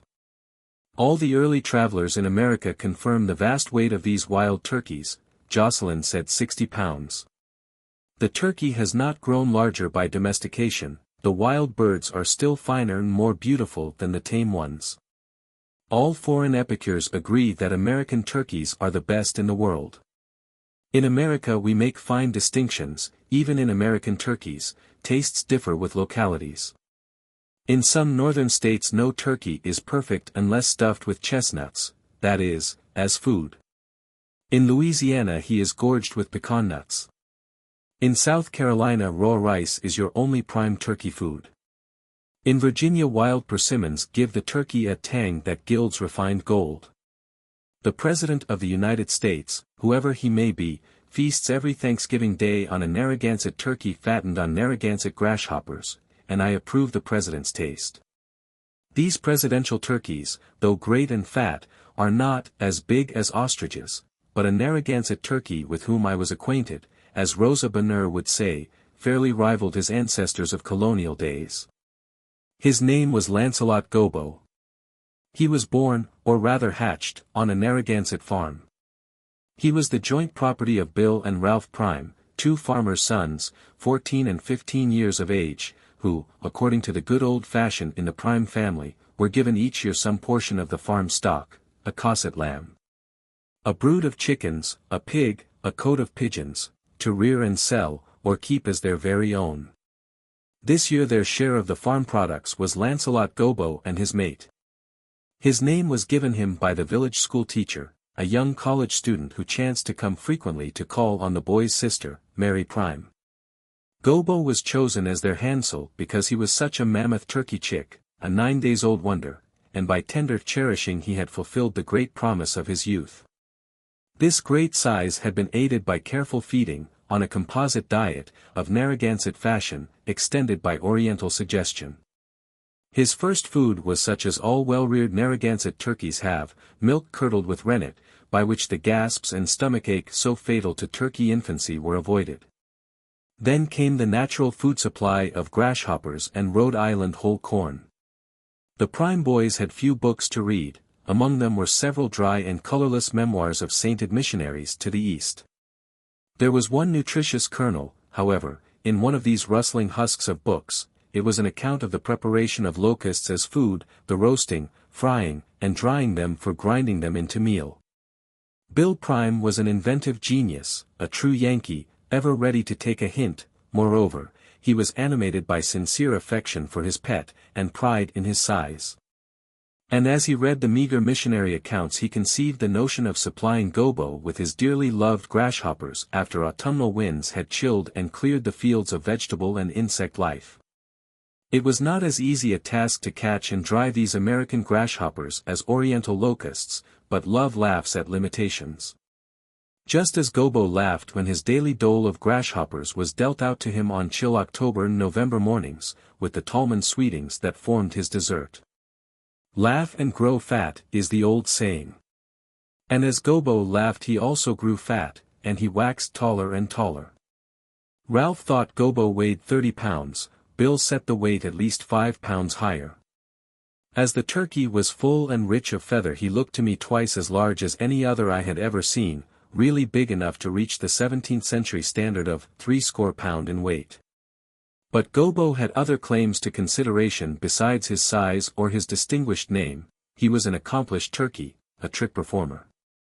Like Shakespeare's famous Gobbo for whom he was named, he used his heels at his master's commands. When Bill struck the ground near him with a stick and called out, "Dance, Gobbo, dance for the ladies," and set up a shrill fife-like whistle, Gobbo spread his great fan-like tail, and nodded and bowed his head. And circled and hopped around in exact time with the rapping of the stick, in the most pompous, ridiculous, mirth-provoking caricature of a dance that ever was footed or clawed. He posed before the whole town as a show-bird. Stolid Narragansett farmers and fishermen for miles around came to see him, and roared aloud at his dancing, which he had to exhibit every day in the week. Even on Sunday, at the nooning, Bill proudly but secretly led the neighbors' boys home to the farm and behind the barn, though the deacon sternly frowned on a Sunday dance, even by a turkey who had no soul to be saved. It was the second week of November, Gobbo was still growing and still dancing, when one day a gaily painted vehicle with a smart horse came dashing into town. The wagon had an enclosed box behind the chaise front. It might be taken for a peddler's cart or a patent medicine coach, but it was neither. It was the collecting van of a Boston antique man. Persuasive, smiling, flattering, peering into every kitchen, cupboard, and dresser, in every parlor closet, in every bedroom and gabled attic, he gathered in his lucrative autumnal harvest of brass andirons and candlesticks. Of old blue dishes and copper luster pitchers, of harp-back chairs and spinning wheels. He debonairly purchased 2 pewter porringers, a sampler, and an old mirror of Mrs. Prime, while he effusively praised the farm and the cattle. And as he partook of the apples and cider generously set before him, he shouted with laughter at Gobbo, who proudly danced for him again and again.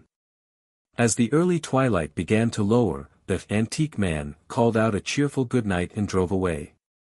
Gobbo also stalked off, and forever, from the Prime dooryard, for in the morning he had vanished from the farm as completely as if he had evaporated. How the boys stormed and mourned! How fiercely they descended on the colored Johnsons, more than suspected in the past of chicken stealing.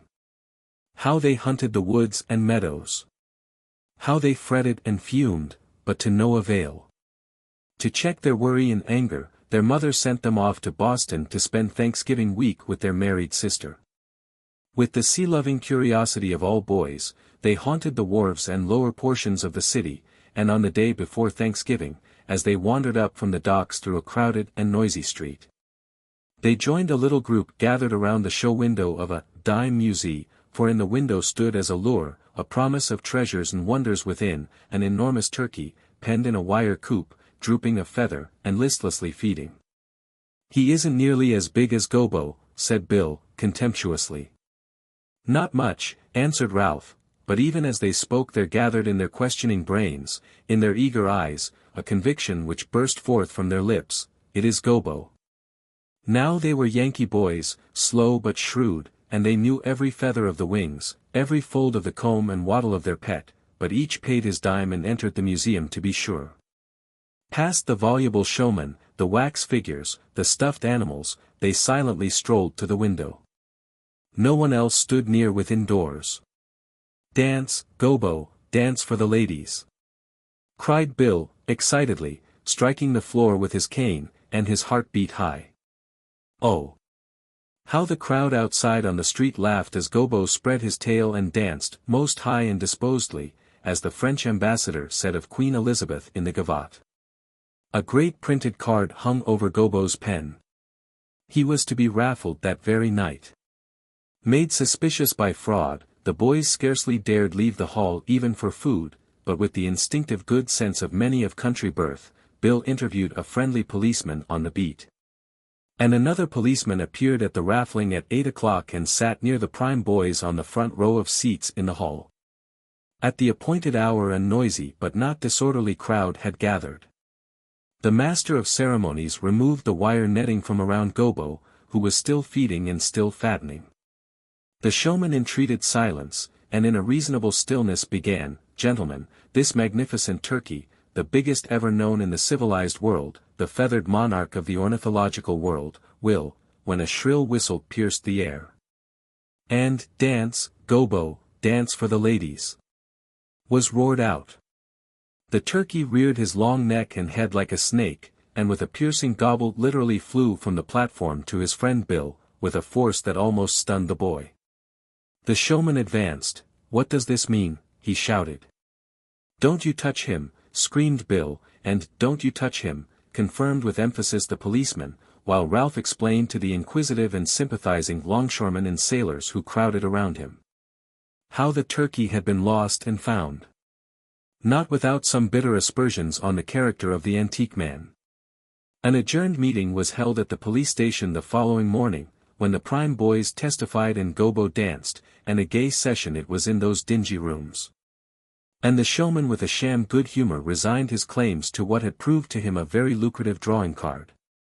There ought to be a romantic ending to this tale of a lost love, but every turkey has his day, and this was Gobo's. He was too big to keep in a city yard, and too big to take home in the cars. Thus did his greatness, as did Cardinal Wolsey's, prove his destruction. Even his accomplishments were a snare. For when it was known he could dance, his talent could not be hidden under a bushel in obscure country life. He had ever been destined for a city market, and soon again he graced a window, this time of a great city poulterer. And on the eve of Thanksgiving he was again raffled, the second time, alas. With hanging wings, and plucked sides, and drooping head. CUDDYMONK'S ghost. Black CUDDYMONK and his wife Roseanne were holding an animated discussion as they sat before the fire in their cheerful kitchen in Old Narragansett. That is, CUDDYMONK was talking loudly and effusively, while Roseanne said little, but said it firmly, and in the end succeeded in having her own way, as such stubborn, talk-less persons usually do, whether they be black or white. Cuddy had had an offer of employment for a month, and he was unwilling to accept the position and do the work, but Roseanne calmly overruled him and he had to yield. It was not that the work was hard, or that the pay was poor, but simply that Cuddy was afraid, he was too superstitious to dare to face the terrors that the performance of his duties might bring forth. And yet it seemed simple enough. Old Dar. Green had the rheumatism and could not hold the reins to drive, and he wanted to hire Cuddy to drive in his chaise with him when he went on his daily round of visits, and to care for the horse when he returned home. Cuddy would have loved to feed and rub down the horse, and drive through the sunny lanes and green woods, and sit in the sun while the doctor visited and dosed and bled within doors. It would be like making a round of visits himself, for he was then black governor, and at every house in village or on farm he would find some friend or constituent to chat and gossip with. But alas! All the doctor's visits were not made in the daytime, and Cuddy shrank from the thought of driving all over Narragansett in the night. He thus complained to Roseanne, "I wouldn't care if it warn't for dem darminted graveyards. Dere's a graveyard on Ivory farm all over dis country. I neber see sec fools es folks is in Narragansett. Dey warnts ter hab ghosts eberywhere. Why don't dey keep em all in de old churchyard ober ter fender Zeke's corner, den yer can go de road dat leads round de udder way, and not meet em. Down Boston way dey buries folks in churchyards and keeps der ghosts where dey belongs." CUDDYMONK had traveled, and knew how things should be. He had ridden to Boston 30 years previously with Judge Potter. And the strange sights he had seen, and the new ways he had learned at that metropolis, had been his chief stock in trade ever since, and, indeed, had formed one of his great qualifications for election as black governor. Roseanne answered him calmly and coldly, "I's sick or ghosts, CUDDYMONK. I's been marred 40 year, and you's a talkin' about ghosts all de whole during time and a spearin' for ghosts all dem years, and yer ain't never seed one yet. You's jes got ter go ter de doctor's termorrer and drive for him. Roseanne, when yer sees me brung home a ragin' luniac wid misery obe de head, yer'll wish yer hadn't drove yer ol' man erway from yer bed, and be or ter go foolin' all over de country in de night time, seein' ghosts and sperits and witches. P'raps I shan't neber come home alive, anyway. You's got ter go, Cuddy, and dar ain't no use er talkin' 'bout it. I guess de old doctor kin charm off any ghost you'll eber see. 'Sides, he won't be out much nights when he got de rheumatiz sair bad. 'Tain't ebry day yer kin git yer keepin' $10 a month, and yer ought ter drive fare him anyway, ter commerdate him, when he sobbed yer tru de bronkiters.' So Cuddy went to the doctor, and for a week all was well with him. He drove to all points from Wickford to Biscuit Town, and received such greeting and honor from all of his race as was due a governor. But an end came to all this content, for late on a misty, miserable September afternoon young Joe Champlin came riding up to the doctor's door in great speed, and in a few moments the doctor shouted out to Cuddy to harness up Peggy. Cuddy was wretched. He knew well where the Champlin farm lay, far up on Boston Neck, and he thought with keen terror of the lonely road, of the many little enclosed graveyards that lay between him and the Champlin homestead. Fear made him bold, and he managed to stammer out to the doctor the request that he would have Joe Champlin hitch his saddle horse behind the chaise and drive the doctor to the farm, where horse and chaise and doctor could remain all night. Then he, Cuddy, would walk up early in the morning to drive back. The doctor scoffed at the ridiculous proposition, and barely gave Cuddy time ere they started to put on his coat and waistcoat wrong side out, a sure safeguard against ghosts. As they drove up Boston Neck in the misty twilight, Cuddy suffered keen thrills of terror whenever he got down from the chaise to let down bars or open gates. For the only roads at that time in that region of Narragansett were driftways through the fields, well traveled, to be sure, but still kept closed by gates. Cuddy clambered in and out of the chaise, and opened and closed the gates with an agility that amazed the doctor, who had previously had frequent occasions in the daytime to revile him for his laziness in like duties. He also glanced with apprehension and dread at the family burying grounds they passed, counting to himself the whole dreary number that would have to be repassed on the way home. These sad little resting places are dotted all over Narragansett. In olden times each family was buried in some corner on the family farm. Sometimes the burying place was enclosed in a high stone wall, often they were overgrown with great pine or hemlock trees, or half-shaded with airy locust trees. Ugly little gravestones were clustered in these family resting places, slate headstones carved with winged cherub heads and quaint old names, and lists of the virtues of the lost ones. And all the simple but tender stone script of the country stone-cutter's lore, hackneyed but loving verses, repeated on stone after stone. Beautifully ideal is the thought and reality of these old Narragansett planters and their wives and children resting in the ground they loved so dearly, and so faithfully worked for. But there was nothing beautiful in the thought to Cuddy. He groaned as he passed them, and thought of his midnight return, and he tried to learn from the doctor how long he would probably be detained at the Champlin farm. But Dr. Green, accustomed to ride alone for hours through the country, was taciturn and gruff, and kept Cuddy in ignorance of both the name and ailment of the patient. When they reached the Champlin farm, Cuddy ventured to say, with a cheerful assumption of interest, "S'pose you'll stay here all night, doctor, it's so cold and damp and so bad fare your rheumatiz. I'll sleep in de hay in de barn and won't bother nobody." "No, indeed," answered the doctor, sharply, "we'll start back in half an hour." CUDDYMONK gloomily hitched and blanketed the horse, and walked into the great kitchen, where, nodding and dozing, sat old Ruth Champlin, the negro cook. When Ruth saw his reversed clothing, she did not dream of smiling at his absurd appearance, but at once sympathized with him in his gloomy forebodings. And while she filled him with metheglin, a fermented mead made of water, honey, and locust beans, she also filled him with fresh stories of witches and ghosts until the time came to start on the homeward drive. When the poor, black governor's nerves were completely unstrung. I will not give a list of the terrors that assailed Cuddy from the first moment of his ride home. A rustling leaf, a cracking branch, a sighing wind, were magnified into groans and wails. Every stone, every bush, seemed an uncanny form. Every cluster of blackberry bushes, every hayrick, a looming monster. And when Dr.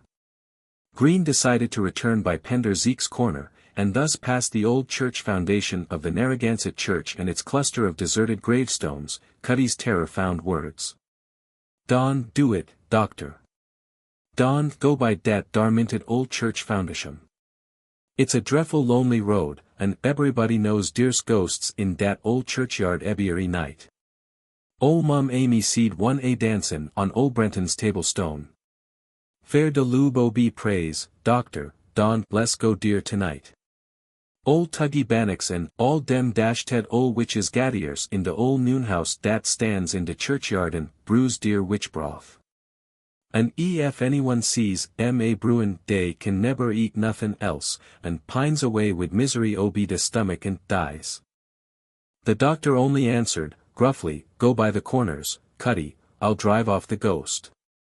As they approached the haunted churchyard, Cuddy was fairly speechless with apprehension. His teeth chattered, and he held the whip in one trembling hand to ward off any ghostly or witchly attack.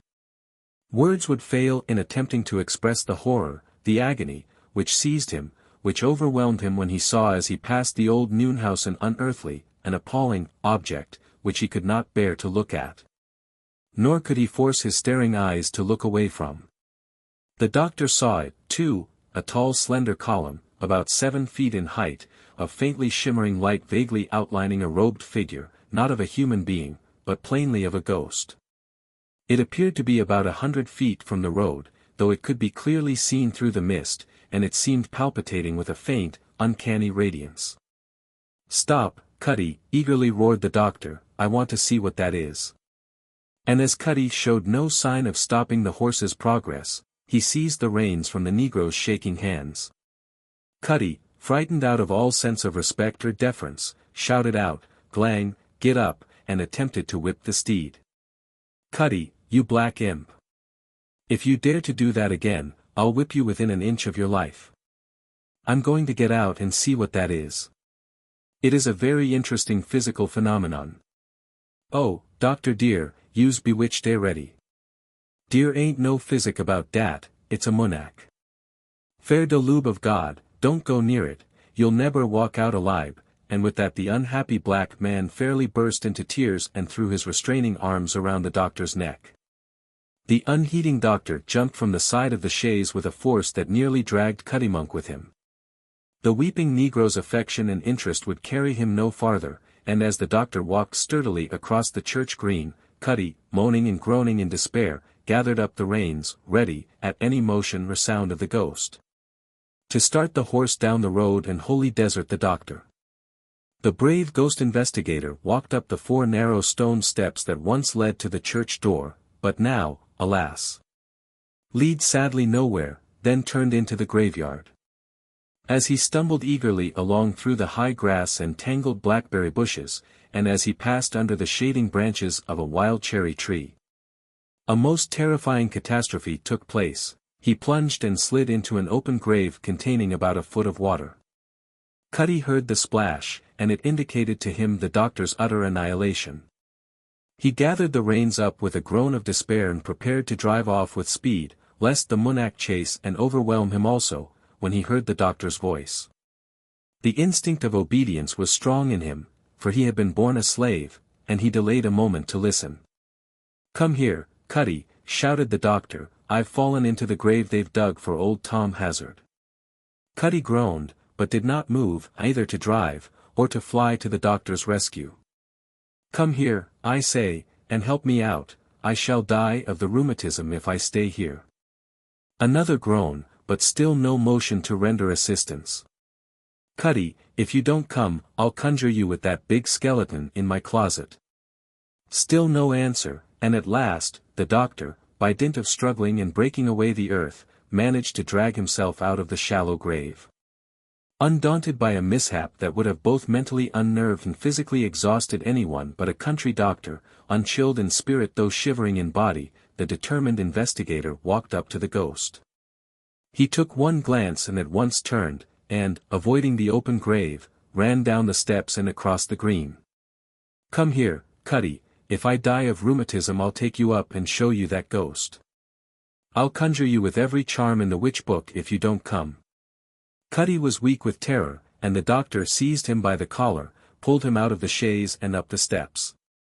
With chattering teeth and closed eyes he stumbled along by the doctor's side, clutching his leader's arm and muttering words of voodoo charms. When they reached the faintly shining ghost, the doctor shouted, "Open your eyes, Cuddy," and his power fairly forced Cuddy to comply. The doctor raised his whip and brought it down on the shining ghost. A great swarm of fireflies rose in the air, leaving disclosed a juniper tree, which had chanced to grow somewhat in the form of a human figure. This strange phenomenon I cannot explain, but it is not the only time that a juniper tree on a misty night in fall has attracted a swarm of fireflies to light upon it.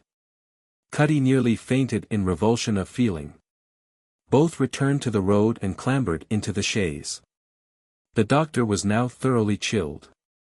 He took from the medicine chest that he always carried, the doctor's bag o' tools, Cuddy called it, a flask that may have contained medicine, but which smelled more like kill devil, and bade Cuddy drive with speed to Zeke Gardner's. For when the heat of the chase was over, the valiant old doctor began to feel the twinges of an enemy that he dreaded more than any ghost, his rheumatism, and he dare not ride home dripping with icy grave water, even if he were full of Jamaica rum. No lights were seen at Zeke's, but a vigorous knocking at the door roused the entire amazed and sympathetic family. And while one blew up a roaring fire in the chimney, another heated a warming pan, another took off the doctor's muddy clothes, and Mistress Gardner concocted a terrible mixture, a compound tea of boneset, snakeroot, and chamomile, which, in spite of the doctor's fierce remonstrances and entreaties for a mug of flip instead, she poured down his throat, thus cancelling in one fell dose many a debt of nauseous bolus, pill, or draught that she owed to him. The perspiring doctor, as he was being smothered in the great feather bed, and singed with the warming pan, and filled to the teeth with scalding herb tea, gave his parting order to Cuddy, to drive home and tell Mrs. Green that he had been detained at the gardener's all night, on account of an overdose of spirits, and then to come for him in the morning. Cuddy listened respectfully and answered obediently, went quietly around behind the gardener's house, calmly placed the horse in the gardener's stable and the chaise in the gardener's barn, slept the sleep of the brave, the obedient, the unhaunted. In the hay in the upper haymow, and appeared, as ordered, with horse and chaise at the front door the following morning. Books by Alice Morse Earle. In Old Narragansett, Ivory Series. 16 mo, 75 cents. See next page. Colonial Days in Old New York. 12 mo, $1.25. Probably the most interesting of Mrs. Earle's excellent books. Literary World. Margaret Winthrop. Women of Colonial and Revolutionary Times. With photogravure portrait. 12 mo, $1.25. It can hardly fail to become a classic. Boston Advertiser. Costume of Colonial Times. 12 mo, $1.25. A unique and entertaining collection of material, gathered from old records of every sort, regarding the dress stuffs, wigs, hats, coats, and every article of costume in vogue among our colonial ancestors. The Sabbath in Puritan New England. 12 mo, $1.25. She writes with a keen sense of humor, and out of the full stores of adequate knowledge. The book is as sympathetic as it is bright and humorous. Independent. China Collecting in America. With 75 illustrations. square 8VO, $3. Full of entertainment, not only for the China hunter and collector but for all who are interested in the habits and customs of the past. The Observer. Customs and Fashions in Old New England. 12 mo, $1.25. Mrs. Earle has made herself master of the archives of Old New England. The style is delightful, and almost every page is interesting. The Critic. A series which has given us nothing but good. The Ivory series. Each volume bound in green and white, 16 mo, 75 cents. Just published. 7 Months a Prisoner. By J. V. Hadley, Judge of the Circuit Court of Indiana. This account of the adventures passed through by the author and his companions, while escaping from a southern prison in 1865, is as full of thrilling incident as any fiction could be. The privations and dangers of the journey through Georgia and the Carolinas are graphically portrayed. In Old Narragansett. Romances and Realities. By Alice Morse Earle. A collection of 11 stories and sketches illustrating the more romantic phases of life in Old Narragansett, and filled with fresh pictures of manners and customs of long ago. The book is written in the author's most engaging style. Previous volumes. Literary Love Letters, and Other Stories. By Robert Herrick, author of The Man Who Wins. It shows literary elegance and skill, to say nothing of the daintiest of touches. Robert Herrick shows himself to be a past master in subtleties of diction of the heart, and of a vivid and brilliant imaginative turn. Chicago Times-Herald. A Romance in Transit. By Francis Lind. One of the most readable stories we have seen for a long time. A comedy romance of the happiest kind. Boston Times. The Old Gentleman of the Black Stock. By Thomas Nelson Page. The story has the delicacy, tenderness, and sweetness which invariably characterize Mr. Page's short stories, and the flavor of the South and olden days is like the scent of rose leaves from a jar. Boston Times. The Man Who Wins. By Robert Herrick. It is written with admirable restraint, and without affectations of style, in the clearest English. It is a pleasure to welcome Mr. Herrick into the small company of serious literary workers. Chapbook. Amos Judd. By J. A. Mitchell, editor of Life. 7th edition. It is just the book to take home to read before the fire, a book that fulfills the simplest yet often the best function of light literature, that of amusing. The Critic. A Bride from the Bush. By E. W. Hornung. The pages of Mr. Hornung's novel glow with a lively humor, a playful fancy in which there is no hint of an undesirable ending. Rochester Post-Express. Eerie's Bushranger. A Story of Australian Adventure. By E. W. Hornung. It is a delightfully tormenting tale, compacted of all the good qualities of romantic adventurous fiction. New York Tribune. I.A. A Love Story. By Q. A. T. Quiller Couch. No one else writes of Cornwall and its people with the knowledge and skill of Mr. Quiller Couch. Philadelphia Times. One of the Visconti. By Eva Wilder Broadhead. Pathos, dramatic movement, lightness, and fine touches of character are deftly blended. Madame Delphine. By George W. Cable. There are few living American writers who can reproduce for us more perfectly than Mr.